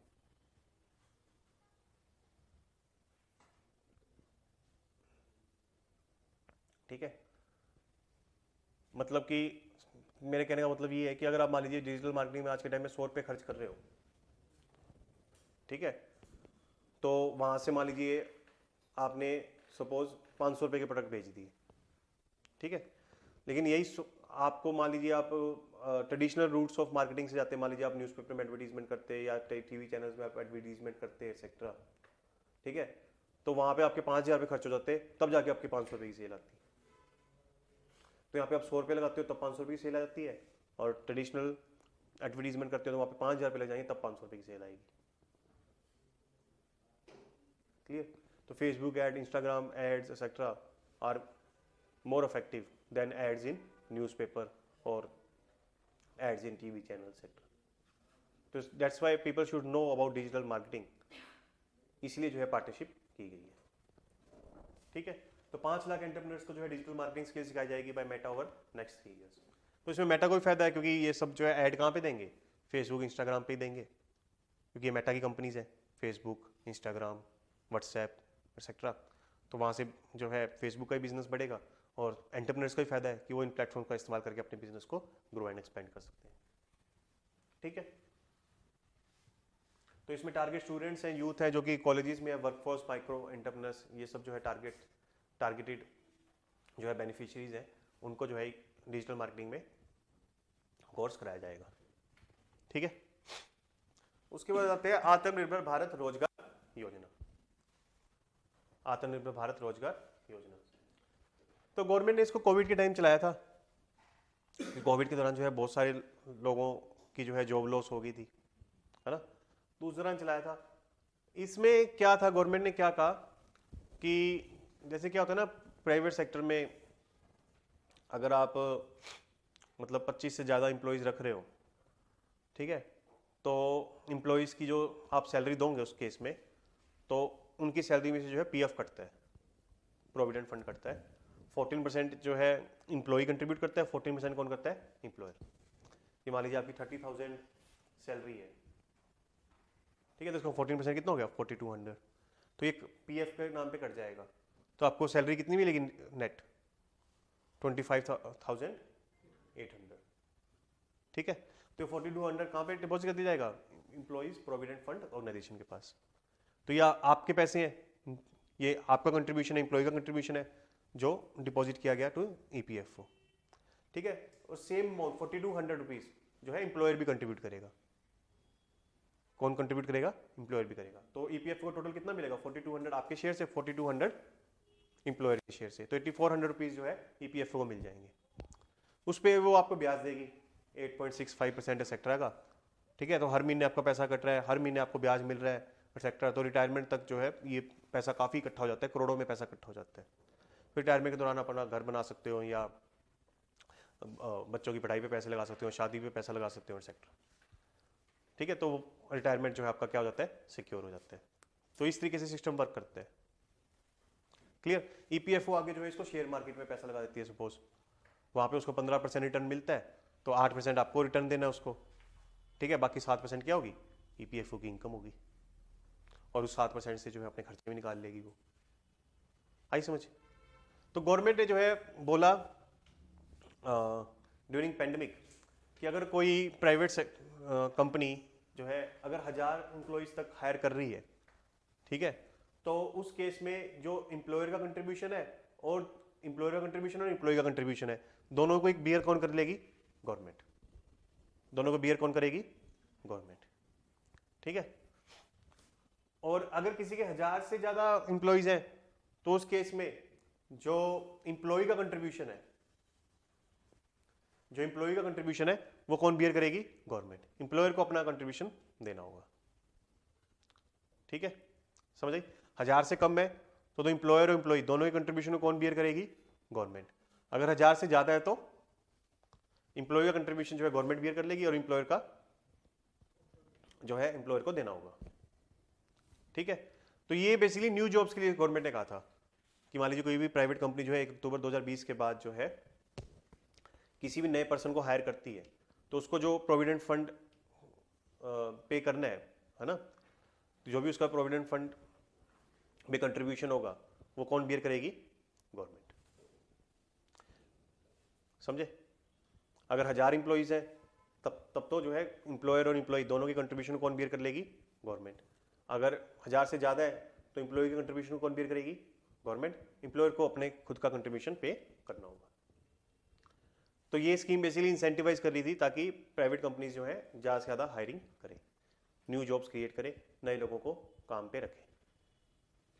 क्योंकि प्राइवेट सेक्टर को ये हो गया कि अगर मैं कोई नया बंदा रखती हूँ तो मुझे, अगर मेरे 1000 ही एम्प्लॉइज हैं तो मुझे जो है कोई प्रोविडेंट फंड का कंट्रीब्यूशन पे नहीं करना। प्रोविडेंट फंड का कंट्रीब्यूशन तो गवर्नमेंट ही पे कर देगी, है ना। एम्प्लॉय को भी अपनी सैलरी से जो है कोई प्रोविडेंट फंड में कंट्रीब्यूशन नहीं करना, वो भी कौन कर देगी, गवर्नमेंट करती है, ठीक है। तो इस स्कीम के थ्रू जो है 7.58 न्यू एम्प्लॉइज को जो है हायर किया गया। मतलब इस स्कीम से जो है लगभग आप कह लीजिए 7.5 क्रिएशन हुई, ठीक है, क्लियर है। तो इसने काफी हेल्प करी to revive the job market, to facilitate the economic recovery post pandemic, ठीक है, क्लियर है आपको, समझ आया आपको। ये सीधा क्वेश्चन आ सकता है प्रीलिम्स में, आत्मनिर्भर भारत रोजगार योजना पे। उसके बाद है ग्रीन नजेस, ग्रीन नजेस। तो एक स्टडी की गई जिसमें कहा गया कि सिंगल यूज प्लास्टिक वेस्ट जो है काफी कम हो गया चाइना में बिकॉज ऑफ ग्रीन नज, ठीक है। ग्रीन नज क्या होता है, पहले तो आपको नज पता होना चाहिए। नज मतलब किसी को परसुएट करना टू डू समथिंग, किसी को थोड़ा सा इन्फ्लुएंस करना टू डू समथिंग, किसी को थोड़ा सा पुश करना टू डू समथिंग। जैसे मैं आपको नज करता हूँ, रिवाइज करना 3 बार, टेस्ट जरूर देना, ठीक है। तो ये क्या है, नज करना, ठीक है।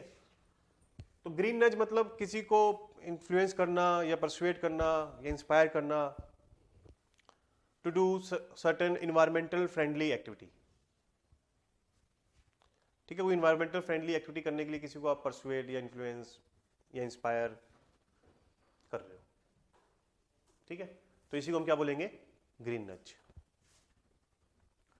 तो इसमें जो है बहुत ही जेंटल काइंड जो है परसुएशन कर रहे हो ताकि एक इन्वायरमेंटल फ्रेंडली बिहेवियर जो है पीपल में प्रमोट हो सके, ठीक है। तो इसमें पर्पस क्या है, जैसे चाइनीज रेगुलेटर्स ने क्या किया कि जो सिंगल यूज स्ट्रॉस थे, उस प्लास्टिक स्ट्रॉस थे उसको बैन कर दिया, ठीक है। और जितनी भी ऑनलाइन फूड डिलीवरी वहां पे कंपनीज थी, उन्होंने जो है अपने ऑर्डर्स में जनता को ग्रीन नज करना स्टार्ट कर दिया कि वो सिंगल यूज प्लास्टिक्स से बनी कटलरी को ऑर्डर ना करें। जब आप, जैसे मैं चलो आपको पहले मैं इंडिया का एग्जांपल देता हूँ, आप जोमेटो से ऑर्डर करते हो ना, तो वो भी ग्रीन नज करती है आपको। जब आप ऑर्डर कंप्लीट करने जाते हो तो लास्ट में एक ऑप्शन देती है जोमेटो कि do not send cutlery item, है ना। उस पर अगर आप टिप कर देते हो तो फिर कटलरी आइटम आपको भेजी नहीं जाती, मतलब कि वो प्लास्टिक के बने डिस्पोजल्स या चम्मच या स्ट्रॉज जो है रेस्टोरेंट आपको सेंड नहीं करेगा। तो वो जोमेटो जो है आपके लिए एक नजिंग का काम कर रही है, ग्रीन नज का काम कर रही है, ताकि आप ये सिंगल यूज प्लास्टिक्स का इस्तेमाल ना करो। आपने खाना मंगवा लिया, अपने घर के जो बर्तन है उसी में डाल के खा लो, अपने घर के स्टील के चम्मच से खा लो या बोन चाइना के बने हुए चम्मच से खा लो, अपने घर के बर्तन में खा लो। ये थोड़ा ना कि वो प्लास्टिक से बने डिस्पोजल्स को आपको मंगवाना है और उसी में खाना है, क्योंकि ये सिंगल यूज प्लास्टिक है, काफ़ी इन्वायरमेंटली डेंजरस है, क्योंकि ये डिग्रेड नहीं होते, पाइलअप होते रहते हैं लैंड में या सी में या लेक्स में etcetera, and they damage the ecosystem. तो ऐसे ही नच जो है चाइनीज पीपल को किया गया कि वो खाना मंगवाते वक्त जो है ये सिंगल यूज प्लास्टिक्स को ऑर्डर ना करें, उसकी डिमांड ना करें। ठीक है, खाना मंगवाएं, अपने घर के बर्तन में डालें और खाएं। तो इसी से जो है ये सिंगल यूज प्लास्टिक की जो कंजप्शन है वो काफ़ी कम हो गई इन चाइना, उसी से कम हो गई, 30% कम होगी, 30% सिंगल यूज प्लास्टिक्स की। ठीक है, क्रिटिसिज्म क्या है इन ग्रीन एनर्जीज की? सिग्निफिकेंस तो देखो ये है कि हम कंज्यूमर्स के बिहेवियर को पॉजिटिव डायरेक्शन में जो है चैनलाइज कर सकते हैं, है ना। क्रिटिसिज्म ये है कि मैनिपुलेटिव भी हो सकता है, क्योंकि यहाँ से मान लीजिए रेस्टोरेंट की आप तो अपनी कॉस्ट बचाना चाहते हो, पैकेजिंग की एक्सेट्रा, इसलिए आपको बोल रहे हैं कि कटलरी मत मंगवाना, प्लास्टिक की प्लेट्स, प्लास्टिक की चम्मच, स्ट्रॉज मत मंगवाना। So it could be manipulative, कि इन्वायरमेंट के नाम पे अपना फायदा करा लिया, इजंट इट?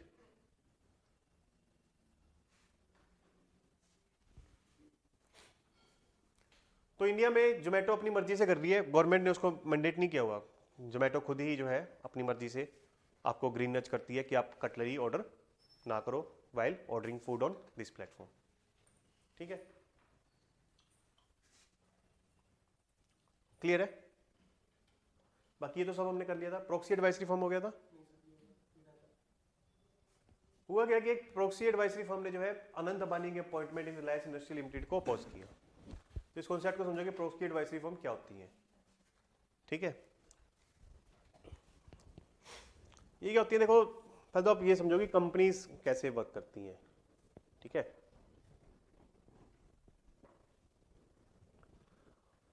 अब मान लो कि आपको सपोज एक मल्टी स्पेशलिटी हॉस्पिटल जो है कंस्ट्रक्ट करना है। ठीक है, उसमें 1000 करोड़ पे लगेंगे। आपके पास है 1000 करोड़? नहीं, फिर आप कैसे कंस्ट्रक्ट करोगे? पापा से मांगोगे? पापा के पास है? नहीं। रिश्तेदारों के पास? नहीं। दोस्तों के पास? नहीं। तो अब हॉस्पिटल कैसे कंस्ट्रक्ट होगा? जिसके पास भी मांगने जाओगे वो कहेगा 1000 करोड़ तो नहीं है, 1000 पे है, वो ले जाओ। यही बात कहेगा ना। फिर आपके दिमाग में आइडिया आएगा कि एक बंदे के पास 1000 करोड़ नहीं है, 1 करोड़ बंदों के पास तो 1000 पे है। एक बंदे के पास 1000 करोड़ नहीं है, लेकिन 1 करोड़ बंदों के पास तो 1000 पे है ना? मानते हो? तो आप 1 करोड़ बंदों से 1000 पे ले लो, तो आपके पास कितना आ जाएगा? 1000 करोड़ पे आ जाएगा ना। तो उन 1 करोड़ बंदों को क्या दे दो? शेयर्स दे दो। एक शेयर आपने 1000 करोड़ 1000 रुपए में बेचा। ठीक है, तो 1000 रुपए के आपके क्या हो गए? मालिक हो गए आपके हॉस्पिटल के। शेयर होल्डर मतलब ओनर। ठीक है, तो टोटल शेयर कैपिटल कितनी है? 1000 करोड़, और उसमें से एक बंदे ने कितने रुपए का शेयर खरीदा? 1000 रुपए का। तो कितने परसेंट का मालिक हुआ? 1000 डिवाइडेड 1000 करोड़, इतने परसेंट का मालिक होगा, जो कि 0.0001% कुछ इस तरीके से आएगी। इतने परसेंट का वो मालिक हो जाएगा, यानी जो भी आपका हॉस्पिटल पैसे कमाएगा उसमें से 0.0001% का प्रॉफिट उसको दे दिया जाएगा। आई समझ? किसी ने मान लीजिए 1 लाख के खरीदे तो उतने परसेंट का मालिक हो जाएगा। किसी ने 1 करोड़ के मान लीजिए आपसे शेयर खरीद लिए तो 0.001% का मालिक हो जाएगा। किसी ने 100 करोड़ के आपके शेयर खरीद लिए तो 10% का मालिक हो जाएगा, एंड सो ऑन। ठीक है, क्लियर है? समझ आई? अब आपने हम अपने एग्जांपल में मान लें कि हमने 1 करोड़ लोगों को जो है शेयर बेच दिया, ठीक है, तो सभी मालिक हो गए। अब ये सभी मिलके हॉस्पिटल को चलाएंगे 1 करोड़ लोग? नहीं ना, 1 करोड़ लोग तो हॉस्पिटल नहीं चला सकते ना। तो अब ये क्या करेंगे, अपने रिप्रेजेंटेटिव चुन लेंगे, जिसको हम बोलते हैं बोर्ड ऑफ डायरेक्टर्स। क्या 1 करोड़ लोग जो है अपने में से ही कोई, मतलब मान लीजिए 50 या मान लीजिए चलो एग्जांपल के तौर पे 20 लोगों को चुन लेंगे, ठीक है, 20 लोगों को चुन लेंगे और इन 20 लोगों को बोलेंगे कि तुम हॉस्पिटल को चलाना, तुम कंपनी को चलाना। अभी 20 लोग भी कंपनी नहीं चला सकते, बोर्ड ऑफ डायरेक्टर्स, है ना। तो ये क्या करेंगे, आगे लोगों को हायर करना स्टार्ट करेंगे, सीईओ को, चीफ एग्जीक्यूटिव ऑफिसर को, चीफ ऑपरेशन ऑफिसर को, चीफ फाइनेंशियल ऑफिसर को, चीफ मार्केटिंग ऑफिसर को, चीफ मैनेजमेंट ऑफिसर को, एक्सेट्रा एक्सेट्रा। तो ये लोग जो है आपका हॉस्पिटल चलाएंगे, उस पर नजर कौन रखेगा, बोर्ड ऑफ डायरेक्टर। तो बोर्ड ऑफ डायरेक्टर में कौन होते हैं, शेयर होल्डर ही होते हैं। जो कंपनी के लार्जेस्ट शेयर होल्डर होंगे वो ऑब्वियसली बोर्ड ऑफ डायरेक्टर का पार्ट होते हैं, ठीक है। तो शेयर होल्डर्स ही जो है बोर्ड ऑफ डायरेक्टर्स को चुन के भेजते हैं। क्लियर है, समझ आई यहां तक। तो कंपनी पे नजर कितने लोगों की है, 20 लोगों की, बट कंपनी है कितने लोगों की, 1 करोड़ लोगों की, है ना। तो जो डे टू डे एडमिनिस्ट्रेशन है वो तो बोर्ड ऑफ डायरेक्टर देख लेगा, लेकिन कोई कंपनी अगर मेजर डिसीजन लेती है तो उसमें आपको सभी शेयर होल्डर्स से अप्रूवल लेनी पड़ेगी। सभी के सभी दे तो ठीक है, लेकिन कंसेंसस तो बन नहीं पाती, 100% जो है एग्रीमेंट किसी भी डिसीजन पे पॉसिबल नहीं है। तो उस केस में वही वोटिंग करा ली जाती है कि 50% से ज्यादा अगर शेयर होल्डर्स सपोर्ट कर दे तो वो डिसीजन जो है अप्रूव हो जाएगा। 70% कर दें, 85% कर दें, 75% कर दें, 66% कर दें, एक्सेट्रा। तो इन परसेंटेज से जो है बेसिकली हम डिटरमिन कर लेते हैं कि whether the share holders are approving the decision और नॉट। कुछ डिसीजन जो है सिंपल मेजोरिटी से लिए जाएंगे, कुछ स्पेशल मेजोरिटी से, वही जैसे आप पॉलिटी में पढ़ते हो। आ रही समझ। कुछ सिंपल डिसीजन होंगे, जो ऑर्डिनरी डिसीजन होंगे वो सिंपल मेजोरिटी से ले लेंगे। कुछ क्रिटिकल डिसीजन होंगे उसको हम special majority like 66% majority vote से, या 75% मेजोरिटी वोट से, 85% मेजोरिटी वोट से लेंगे। आ रही है समझ यहाँ तक। जैसे मान लीजिए आपको एक और नया हॉस्पिटल खोलना है, तो नया हॉस्पिटल खोलने तो खर्चा होगा भैया 1000 करोड़ का दोबारा।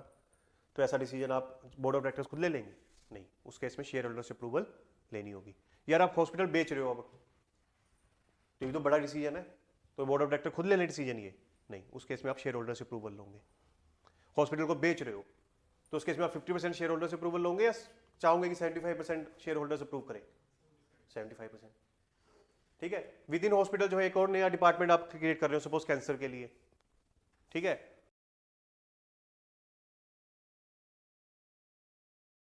नॉर्मल डिसीजन होंगे वो आप 50% से ले लोगे, जो क्रिटिकल होंगे वो 75% एक्सेट्रा शेयर होल्डर से अप्रूवल लेना चाहोगे। आपको समझ आ रही है किस तरीके से सिस्टम वर्क कर रहा है? समझ आया आपको कॉन्सेप्ट शेयर होल्डर्स का, बोर्ड ऑफ डायरेक्टर्स का, फिर आगे सीईओ, सीएफओ, सीएमओ एक्सेट्रा कौन होते हैं? सीईओ एक्सेट्रा एम्प्लॉइज होते हैं, ठीक है। मालिक कौन होते हैं? बोर्ड ऑफ डायरेक्टर्स में। तो मुकेश अंबानी कहाँ बैठते होंगे? बोर्ड ऑफ डायरेक्टर में। उन्होंने अपनी कंपनी के क्या बना रखे हैं, सीईओ बना के चलाते रहते हैं, और वो as a board of director के चेयरमैन है, ठीक है। और वो उन सीईओ की फंक्शनिंग को ओवरसी करते रहते हैं, देखते रहते हैं कि वो कंपनी सही से चला रही है कि नहीं चला रही। क्लियर है, समझ आई। मुकेश अंबानी के पास जैसे रिलायंस के 51% शेयर है, 51% शेयर है, तो लाजमी है कि बोर्ड ऑफ डायरेक्टर में बैठेंगे, और बोर्ड ऑफ डायरेक्टर के चेयरमैन खुद ही होंगे कि 51% वोट किसके पास है? मुकेश अंबानी के पास ही, अकेले के पास, क्योंकि उसके पास शेयर कितने हैं? 51%। जितने परसेंट शेयर होंगे उतने परसेंट आपके पास वोटिंग राइट होंगे, ठीक है। 51% शेयर है तो आपके पास 51% वोटिंग राइट होगी। आगे समझ। लेकिन 49% शेयर जो है रिलायंस के किसके पास है? आम जनता के पास है, हजारों लाखों लोगों के पास है। किसी के पास 1%, किसी के पास 0.5%, किसी के पास 2%, किसी के पास 5%, इस तरीके से शेयर्स पड़े हैं। तो अगर रिलायंस कोई मेजर डिसीजन लेती है तो उस केस में आपको शेयर होल्डर से अप्रूवल लेने पड़ेगी। आगे समझ, क्लियर है? ये समझ आया आपको कॉन्सेप्ट? तो अब ये 1 करोड़ शेयर होल्डर्स है हमारे एग्जांपल में, तो इसमें कोई भी हो सकता है। 1000 रुपए का वो शेयर किसी ने भी खरीदा हो सकता है, किसी रिक्शे वाले ने, किसी दुकानदार ने, ठीक है, किसी टीचर ने, किसी डॉक्टर ने, किसी ने भी खरीदा हो सकता है। तो क्या सभी जो है इस कंपनी के अफेयर से जो है वाकिफ होते हैं? क्या सभी को पता है कि कंपनीज कैसे जो है एडमिनिस्टर होती है, मैनेज होती हैं एक्सेट्रा? नहीं ना। तो उनके डिसीजंस को गाइड करने के लिए जो है प्रॉक्सी एडवाइजरी फर्म काम करती है। प्रॉक्सी एडवाइजरी फर्म जो है बताती रहती है इन शेयर होल्डर्स को कि भैया कंपनी में कुछ गड़बड़ हो रही है, कि भैया वो नया हॉस्पिटल नया हॉस्पिटल लेने जा रहे हैं, उसमें जो है ये बोर्ड ऑफ डायरेक्टर जो है खुद ही पैसा खाना चाहते हैं। 20 बोर्ड ऑफ डायरेक्टर खुद ही पैसा खाना चाहते हैं, आपसे 1000 करोड़ पे एक्स्ट्रा और ले लेंगे, ठीक है, और क्या पता जो है उस कंस्ट्रक्शन में जो है खुद ही मिस अप्रोप्रिएशन करते हैं, पैसा जो है अपनी जेब में डाल दें। ये प्रॉक्सी एडवाइजरी फर्म बता देगी जो आपका एग्जिस्टिंग हॉस्पिटल था उसको बेचने जा रहे हो ना, उसमें आपको तो दिखा दिया 1000 करोड़ में बिका है, लेकिन एक्चुअल में वो 1500 करोड़ में बिका था। 500 करोड़ पे बोर्ड ऑफ डायरेक्टर ही खा गए, समझे? या बोर्ड ऑफ डायरेक्टर क्या कर रहे हैं, अपने सगे संबंधियों को जो है बोर्ड ऑफ डायरेक्टर का मेंबर बना रहे हैं, या सीईओ सीएफओ बना रहे हैं, उनको जो है हैवी सैलरी दे रहे हैं, ताकि जो आपका पैसा है जो आपने 1000 करोड़ पे कंपनी में डाले वो सैलरी के फॉर्म में उनके रिश्तेदारों के पास ही पहुंच जाए। तो ये क्या हो रही है, मिस गवर्नेंस हो रही है ना कंपनी के अफेयर्स की, आपके पैसे का जो है मिस एप्रोप्रिएशन या कह लीजिए करप्शन। कौन कर रहा है? बोर्ड ऑफ डायरेक्टर्स कर रहे हैं कि नहीं कर रहे? मिस मैनेजमेंट, मिस गवर्नेंस हो रही है कि नहीं हो रही? तो इसके बारे में जो है शेयर होल्डर्स को इन्फॉर्म कौन करती है? Proxy advisory firms. कौन करती है? प्रॉक्सी एडवाइजरी फर्म्स, समझे? तो ऐसी चीजें आपको पहले ही बता दी गई। तब अब बोर्ड ऑफ डायरेक्टर्स जो है आपसे हॉस्पिटल नया कंस्ट्रक्ट करने के लिए या एग्जिस्टिंग हॉस्पिटल बेचने के लिए जो है अप्रूवल लेने आए हैं, तो आप क्या करोगे? अप्रूवल दोगे? नहीं, अब नहीं दोगे, because now you are being informed कि कुछ ना कुछ तो दाल में गड़बड़ है। आप बोर्ड ऑफ गवर्नर से आप क्या पूछोगे? सवाल पूछोगे कि हिसाब किताब दो भैया, जो 1000 करोड़ पे हमने दिए थे उसको कहाँ कहाँ पे तुमने खर्च किए। मांगोगे नहीं मांगोगे? तो बोर्ड ऑफ डायरेक्टर्स को, शेयर होल्डर्स को जवाब देना पड़ेगा, क्योंकि शेयर होल्डर्स का इसमें क्या लगा है? पैसा लगा है। आ रही है समझ? क्लियर है? तो भाई ये पोज किया कि भाई अनंत अंबानी को अगर आप बोर्ड ऑफ डायरेक्टर्स में बिठा रहे हो रिलायंस के, तो एक ही परिवार से सारे बोर्ड ऑफ गवर्नर हो जाएंगे, बोर्ड ऑफ डायरेक्टर्स हो जाएंगे, ठीक है? तो वही परिवार सारे डिसीजन लेता रहेगा, और क्या पता वो अपने फायदे के लिए डिसीजन लेना कि शेयर होल्डर्स के बेनिफिट के लिए। That was basically imposed bye proxy advisory firms, ठीक है? तो इंडिपेंडेंट ऑर्गेनाइजेशन होती है, कंपनी के अफेयर्स में रिसर्च करती है, एनालिसिस करती है, और शेयर होल्डर्स को रिकमेंड करती है कि what appropriate decision they should take, ठीक है? तो इससे इन्वेस्टर्स हैं या जो शेयर होल्डर्स हैं उनको जो है इजी हो जाता है, ठीक है, to take the right decisions. उससे जो है वो कंपनी के अफेयर्स के मैनेजमेंट के लिए जो है वो उसको अकाउंटेबल कर सकती है। बोर्ड ऑफ डायरेक्टर्स को जो है अकाउंटेबल कर सकते हैं फॉर देयर परफॉर्मेंस, ठीक है? समझ आई? क्लियर है?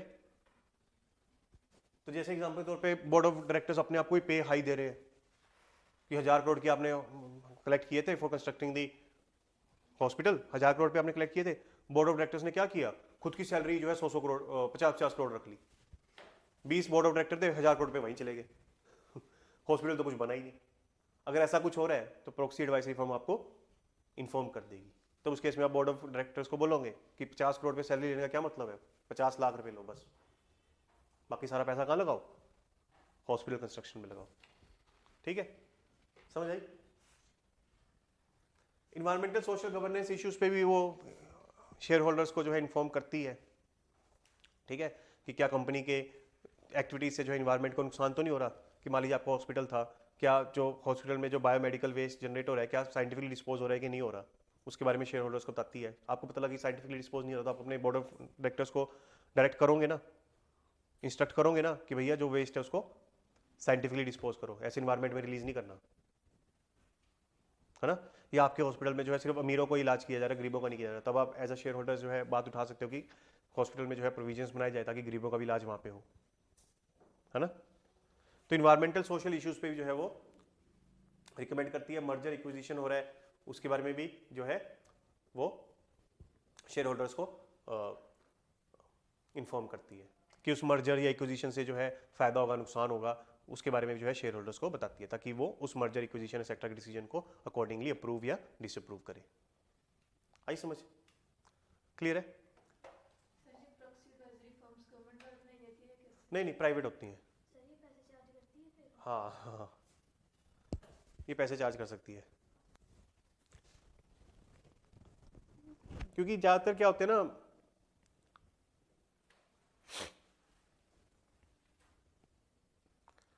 जो लार्ज इन्वेस्टर्स होते हैं वो इन प्रॉक्सी एडवाइजरी फर्म्स की सर्विसेज को अवेल करती हैं।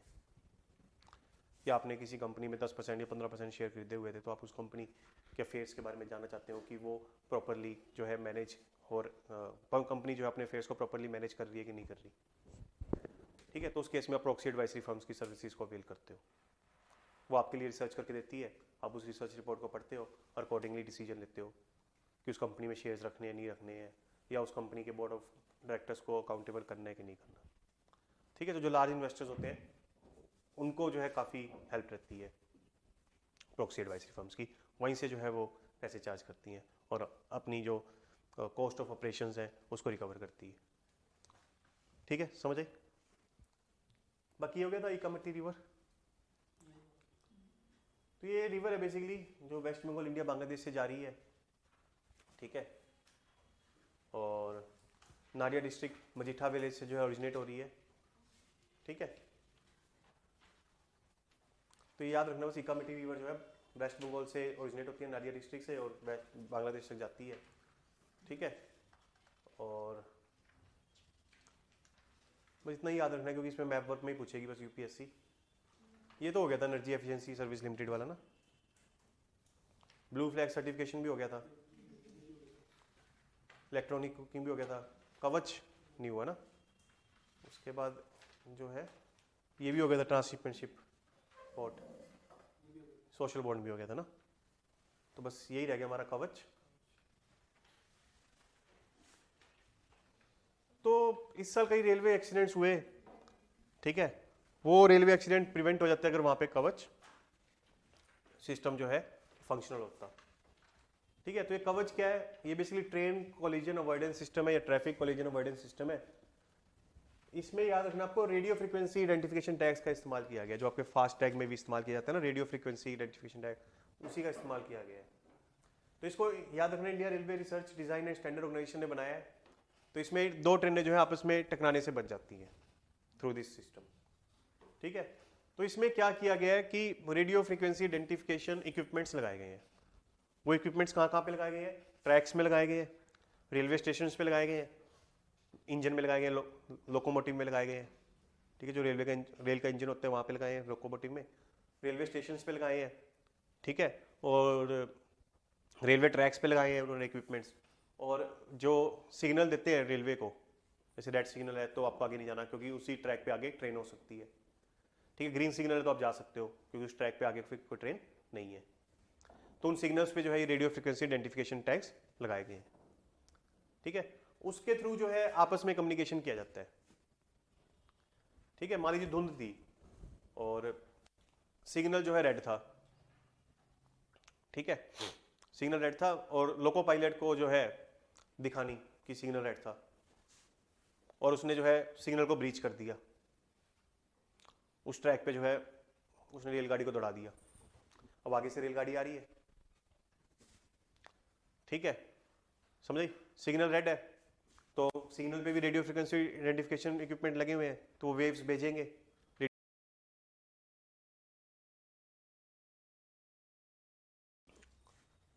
ट्रेन है उसमें जो इक्विपमेंट है, रेडियो फ्रिक्वेंसी आइडेंटिफिकेशन इक्विपमेंट है, वो रेडियो वेव्स को एक्सेप्ट करेगा। ठीक है, तो वहां से मैसेज डिलीवर किया जाएगा कि आपने क्या किया है, रेड सिग्नल को ब्रीच किया। हुटर जो है वो बच जाएगा, हुटर बच जाएगा, लोको पायलट को अवेयरनेस आ जाएगी कि मैंने जो है गलती से रेल सिग्नल को, ट्रैफिक सिग्नल को, मतलब रेड सिग्नल को जो है वायलेट कर दिया। तो वो क्या करेगा, गाड़ी को स्लो कर देगा। ठीक है, ये रोकने की कोशिश करेगा। अगर मान लीजिए वो सोया पड़ा है दारू पी के सपोज, ठीक है, या 4 दिन से उसकी नींद नहीं पूरी थी, उसकी ऐसी आंख लगी कि उसको हुटर भी सुनाई नहीं दे रहा, तो उस केस में कवच क्या करेगा, ट्रेन को ऑटोमेटिकली स्लो कर देगा टू लेस देन 15 या 30 किलोमीटर पर आवर। ठीक है, और सामने से भी ट्रेन आ रही है सपोज, ठीक है, तो वहां से भी रेडियो फ्रिक्वेंसी जो है रिलीज की जा रही है, तो जो यहाँ से रेडियो फ्रिक्वेंसी रिलीज की जा रही है, यहाँ से भी ट्रेन जो रेडियो फ्रिक्वेंसी उसको रिसीव कर रही है, तो यानी यहाँ से मैसेज डिलीवर हो गया कि आगे से ट्रेन आ रही है यहाँ और आपकी ट्रेन भी चल रही है, तो उस केस में कवच क्या करेगा, ब्रेक अप्लाई कर देगा, दोनों ट्रेनों को रोक देगा। ठीक है, तो इससे दोनों ट्रेन जो है आपस में टकराने से बच जाएंगी। चलो लोको पायलट ने ब्रेक दबाई नहीं दबाई, उस केस में फिर कवच ऑटोमेटिकली ब्रेक को अप्लाई कर देगा। समझ आई? तो इस तरीके से सिस्टम काम करता है कि पहले तो अवेयर कराएंगे, हम इन्फॉर्म करेंगे, अलर्ट करेंगे ड्राइव लोको पायलट को, उसने अपनी तरफ से जो है ब्रेक लगा दी, स्पीड कम कर दी, ठीक है, वरना फिर कवच क्या करेगी, 15 किलोमीटर पर आवर से कम की स्पीड कर देगी।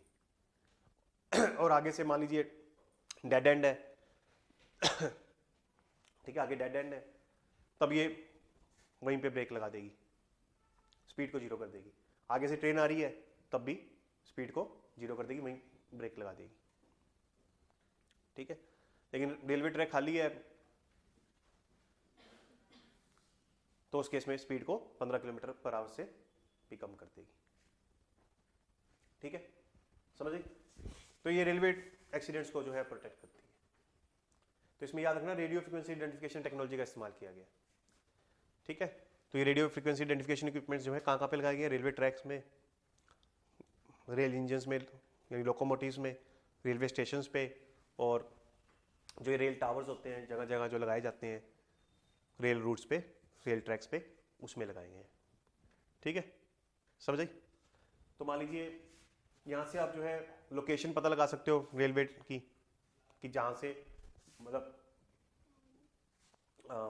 ये रेलवे इंजन जो है क्या कर रहा होगा, रेडियो फ्रिक्वेंसीज को एमिट कर रहा होगा। ठीक है, इसको जो है जिस स्टेशन ने कैच किया तो वहां से पता लग जाएगा कि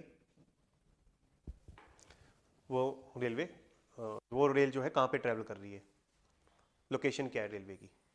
ठीक है, ये रेल इंजन जो है सपोज इस पॉइंट से इस पॉइंट तक आ गया। ठीक है, पहले इस पॉइंट को उसने क्रॉस किया, इस पॉइंट पे उस पॉइंट को क्रॉस किया, इधर आपने जो है रेडियो फ्रिक्वेंसी आइडेंटिफिकेशन टैग लगाया हुआ था, यहाँ पे लगाया हुआ था। ठीक है, तो इन दोनों को उसने क्रॉस किया, तो यहाँ से आप उसकी डायरेक्शन स्पीड के बारे में पता लगा सकते हो कि कितने टाइम में जो है उस रेल ने जो है फर्स्ट पॉइंट को क्रॉस किया, कितने टाइम में सेकंड पॉइंट को क्रॉस किया। वहाँ से आप जो है रेलवे की स्पीड, डायरेक्शन एक्सेट्रा पता लगा सकते हो। ठीक है, तो लोकेशन, स्पीड, डायरेक्शन ये सब पता लगा सकती है कवच।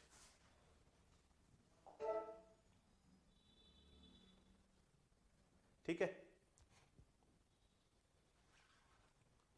तो इसकी कॉस्ट 50 लाख रुपीज आ रही है। ग्लोबली इसकी कॉस्ट जो है 2 करोड़ पे आती है। हमारे देश में काफी कॉस्ट इफेक्टिव मैनर में इसको बनाया गया। तो अभी जो है पूरी रेलवे लाइन पे जो है ये सिस्टम इंस्टॉल नहीं किया गया है। ठीक है,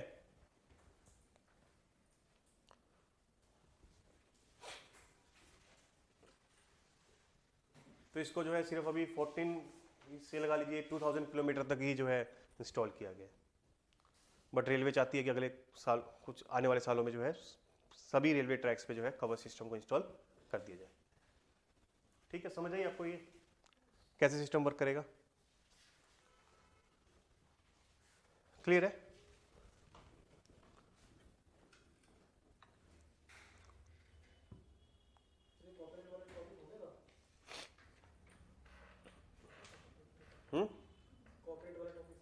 कौन सा कौन सा है? हाँ, ये तो हो गया था। ठीक है, समझ आई आपको? उसका पिछला टॉपिक क्या बचा हमारा? तो मैं बता देता हूँ आपको क्या होता है। जैसे ना आपको पता है एक पूर्णिमा का चांद होता है, एक अमावस का चांद होता है। ठीक है, जो महीने में दूसरा पूर्णिमा का चांद आता है, फुल मून आता है, उसको हम क्या बोलते हैं? Blue moon. उसको क्या बोलते हैं? Blue moon. तो उस दिन चांद नीला नहीं होता, बस पता नहीं क्यों बोलते हैं ब्लू मून। ठीक है, बस बोलते हैं। ठीक है, कि चांद को जो है किसी सांप ने काट दिया इसलिए नीला पड़ गया, वो ऐसा कुछ नहीं है। ठीक है, वैसे एक लूनर डे में 28 डेज होते हैं, तो जनरली एक महीने के अंदर जो है 2 फुल मून नहीं आते। बट कई बार क्या होता है कि एक महीने में 31 दिन भी होते हैं एक्सेट्रा, तो उस केस में कई बार आपको एक महीने में ही जो है 2 फुल मून दिख जाते हैं। तो जो सेकंड फुल मून होता है मंथ का, उसको क्या बोलते हैं? Blue moon. आई समझ? उसके बाद आते हैं सुपर मून। उसके बाद आते हैं सुपर मून। ये क्या है? ये सुपरमैन का कोई रिश्तेदार है, ठीक है। तो अब मान लीजिए ये अर्थ है और ये मून है और ये क्या है उसकी ऑर्बिट, ठीक है। तो इस पोजीशन पे मून है और एक इस पोजीशन पे मून है, ठीक है। तो दोनों पोजीशन में क्या डिफरेंस है? क्या हो गया? ये लो सर्कल को क्लोज कर देते हैं। इस पोजीशन पे मून है और एक इस पोजीशन पे मून है। तो दोनों पोजीशन में आपको क्या डिफरेंस दिख रहा है? डिस्टेंस का ना, कि इस पोजीशन में जो मून अर्थ के पास है और इस पोजीशन में दूर है, ठीक है। तो इस पोजीशन को क्या बोलेंगे? पेरिजी। और इसको एपोजी, ठीक है। तो इस पोजीशन पे मून आपको लार्जर इन साइज दिखेगा या स्मॉलर इन साइज दिखेगा? Larger in size. और इस पोजीशन पे स्मॉलर इन साइज। तो इसको बोलते हैं सुपर मून। इसको क्या बोलेंगे? Micro moon. क्या बोलेंगे? Micro moon. कि मून जो आपको छोटा दिख रहा है, ठीक है। समझ आई? ब्लू मून वाले दिन अगर आपको सुपर मून दिख जाए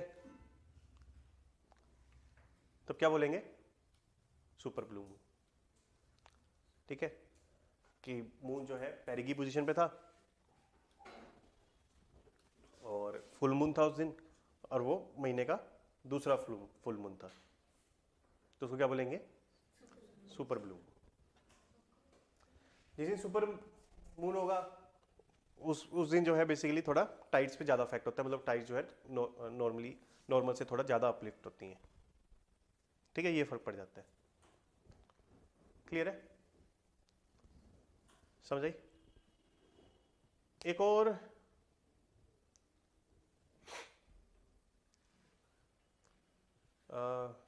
होता है ब्लड मून।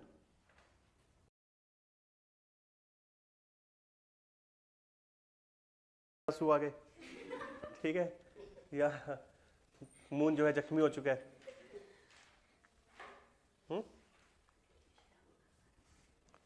ब्लड मून क्या होता है?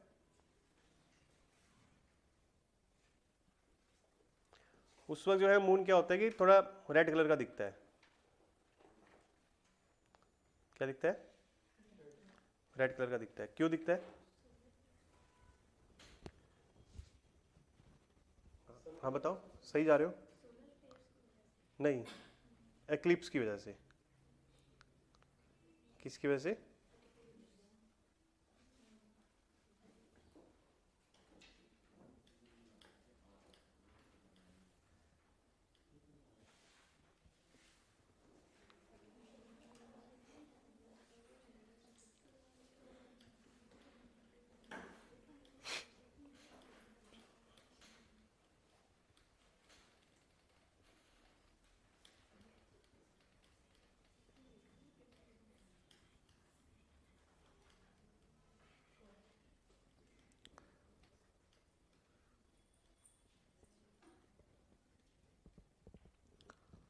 तो ये बेसिकली किसकी वजह से होता है? एक्लिप्स की वजह से, लूनर एक्लिप्स की वजह से।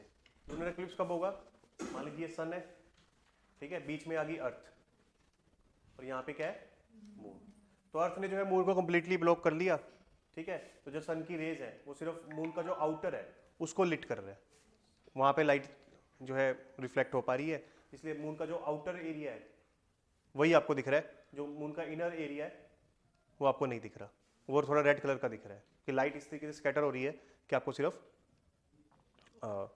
मून का जो इनर एरिया है, इनर सरफेस है, वो रेड कलर में दिख रहा है, ठीक है। जो आउटर कवरिंग है वो व्हाइट कलर में दिख रही है। तो इस मून को क्या बोलोगे आप? Blood moon. तो ये किस लिए होता है? लूनर एक्लिप्स की वजह से होता है, ठीक है।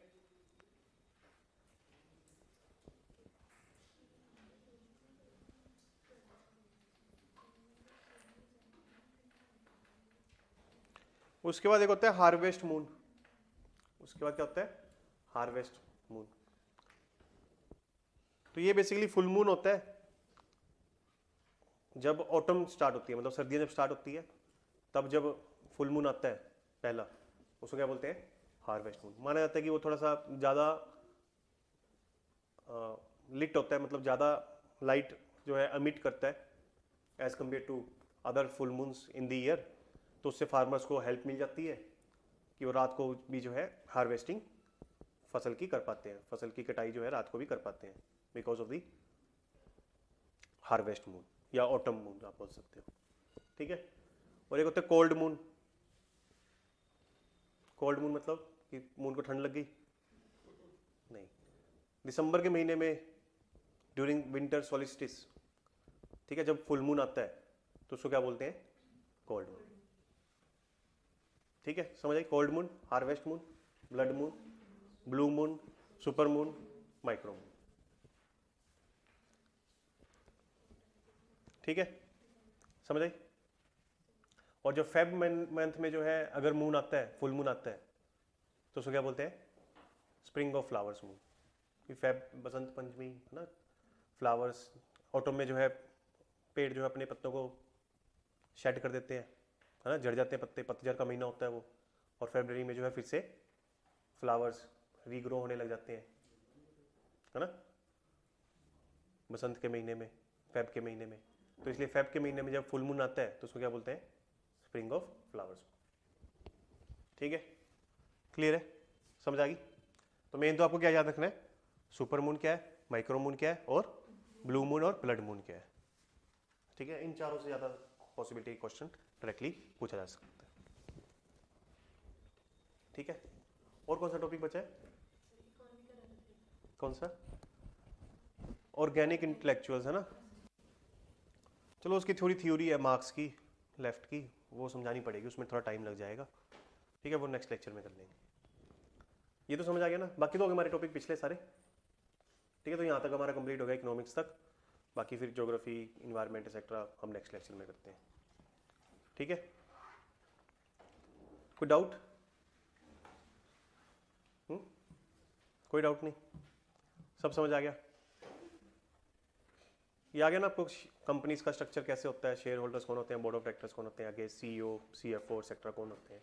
सीईओ वगैरह तो एम्प्लॉइज होते हैं बस, ठीक है। मेन पावर किसके पास होती है? Board of directors. अगर आप इसको पॉलिटी से कंपेयर करोगे, ठीक है, तो जनता कौन हुई? Share holders. वो क्या पे कर रही है? टैक्स, ठीक है। बोर्ड ऑफ डायरेक्टर्स कौन हुए? मिनिस्टर्स, ठीक है। और ये सीईओ, सीएफओ एक्सेट्रा कौन हुए? ब्यूरोक्रेट्स, है ना, सेम स्ट्रक्चर है, क्लियर है, समझ आई? जैसे ये कई सारी ऑर्गेनाइजेशंस बन गई ना, एनजीओज, जैसे प्रथम होगी, या पीआरएस लेजिस्लेटिव रिसर्च हो गई, या एसोसिएशन ऑफ एजुकेशन रिसर्च हो गई, एक्सेट्रा। ये क्या है? प्रॉक्सी एडवाइजरी फर्म्स, कि वो एजुकेशन सेक्टर को एनालाइज कर रही है, गवर्नमेंट के बिल्स को एनालाइज कर रही है और जनता को अवेयर कर रही है कि उन बिल्स में क्या लूप होल्स हैं या गवर्नमेंट की फंक्शनिंग में क्या कमियां हैं एक्सेट्रा, ताकि जनता अकॉर्डिंगली एक्शन ले सके। आई समझ? तो एक तरह की क्या हुई? प्रॉक्सी एडवाइजरी फर्म्स, अगर हम उसको पॉलिटी से कंपेयर करें। समझ आ रही है आपको? कुछ ऊपर से तो नहीं जा रहा कि कुछ ऐसा वैसा क्लास में डिस्कस हो रहा है कि that is going beyond your comprehension? नहीं, ठीक है। बाकी आप रिवाइज करो, संडे को टेस्ट जरूर देना, ठीक है। और उसकी एक्सप्लेनेशन से भी आपकी करंट फिर एक बार और रिवाइज हो जाएगी। क्वेश्चन सही हो गलत हो कोई बात नहीं, उसकी एक्सप्लेनेशन जरूर पढ़ना, ठीक है। सही हुआ तो ये देखना सही क्यों हुआ, गलत हुआ तो ये जरूर देखना कि गलत क्यों हुआ, उसकी एक्सप्लेनेशन पढ़ना, वहाँ से भी आपकी जो है एक बार करंट फिर से रिवाइज हो जाएगी, ठीक है, क्लियर है। चलिए फिर, that's all for today. I wish you all happy learning. Thank you very much to all of you.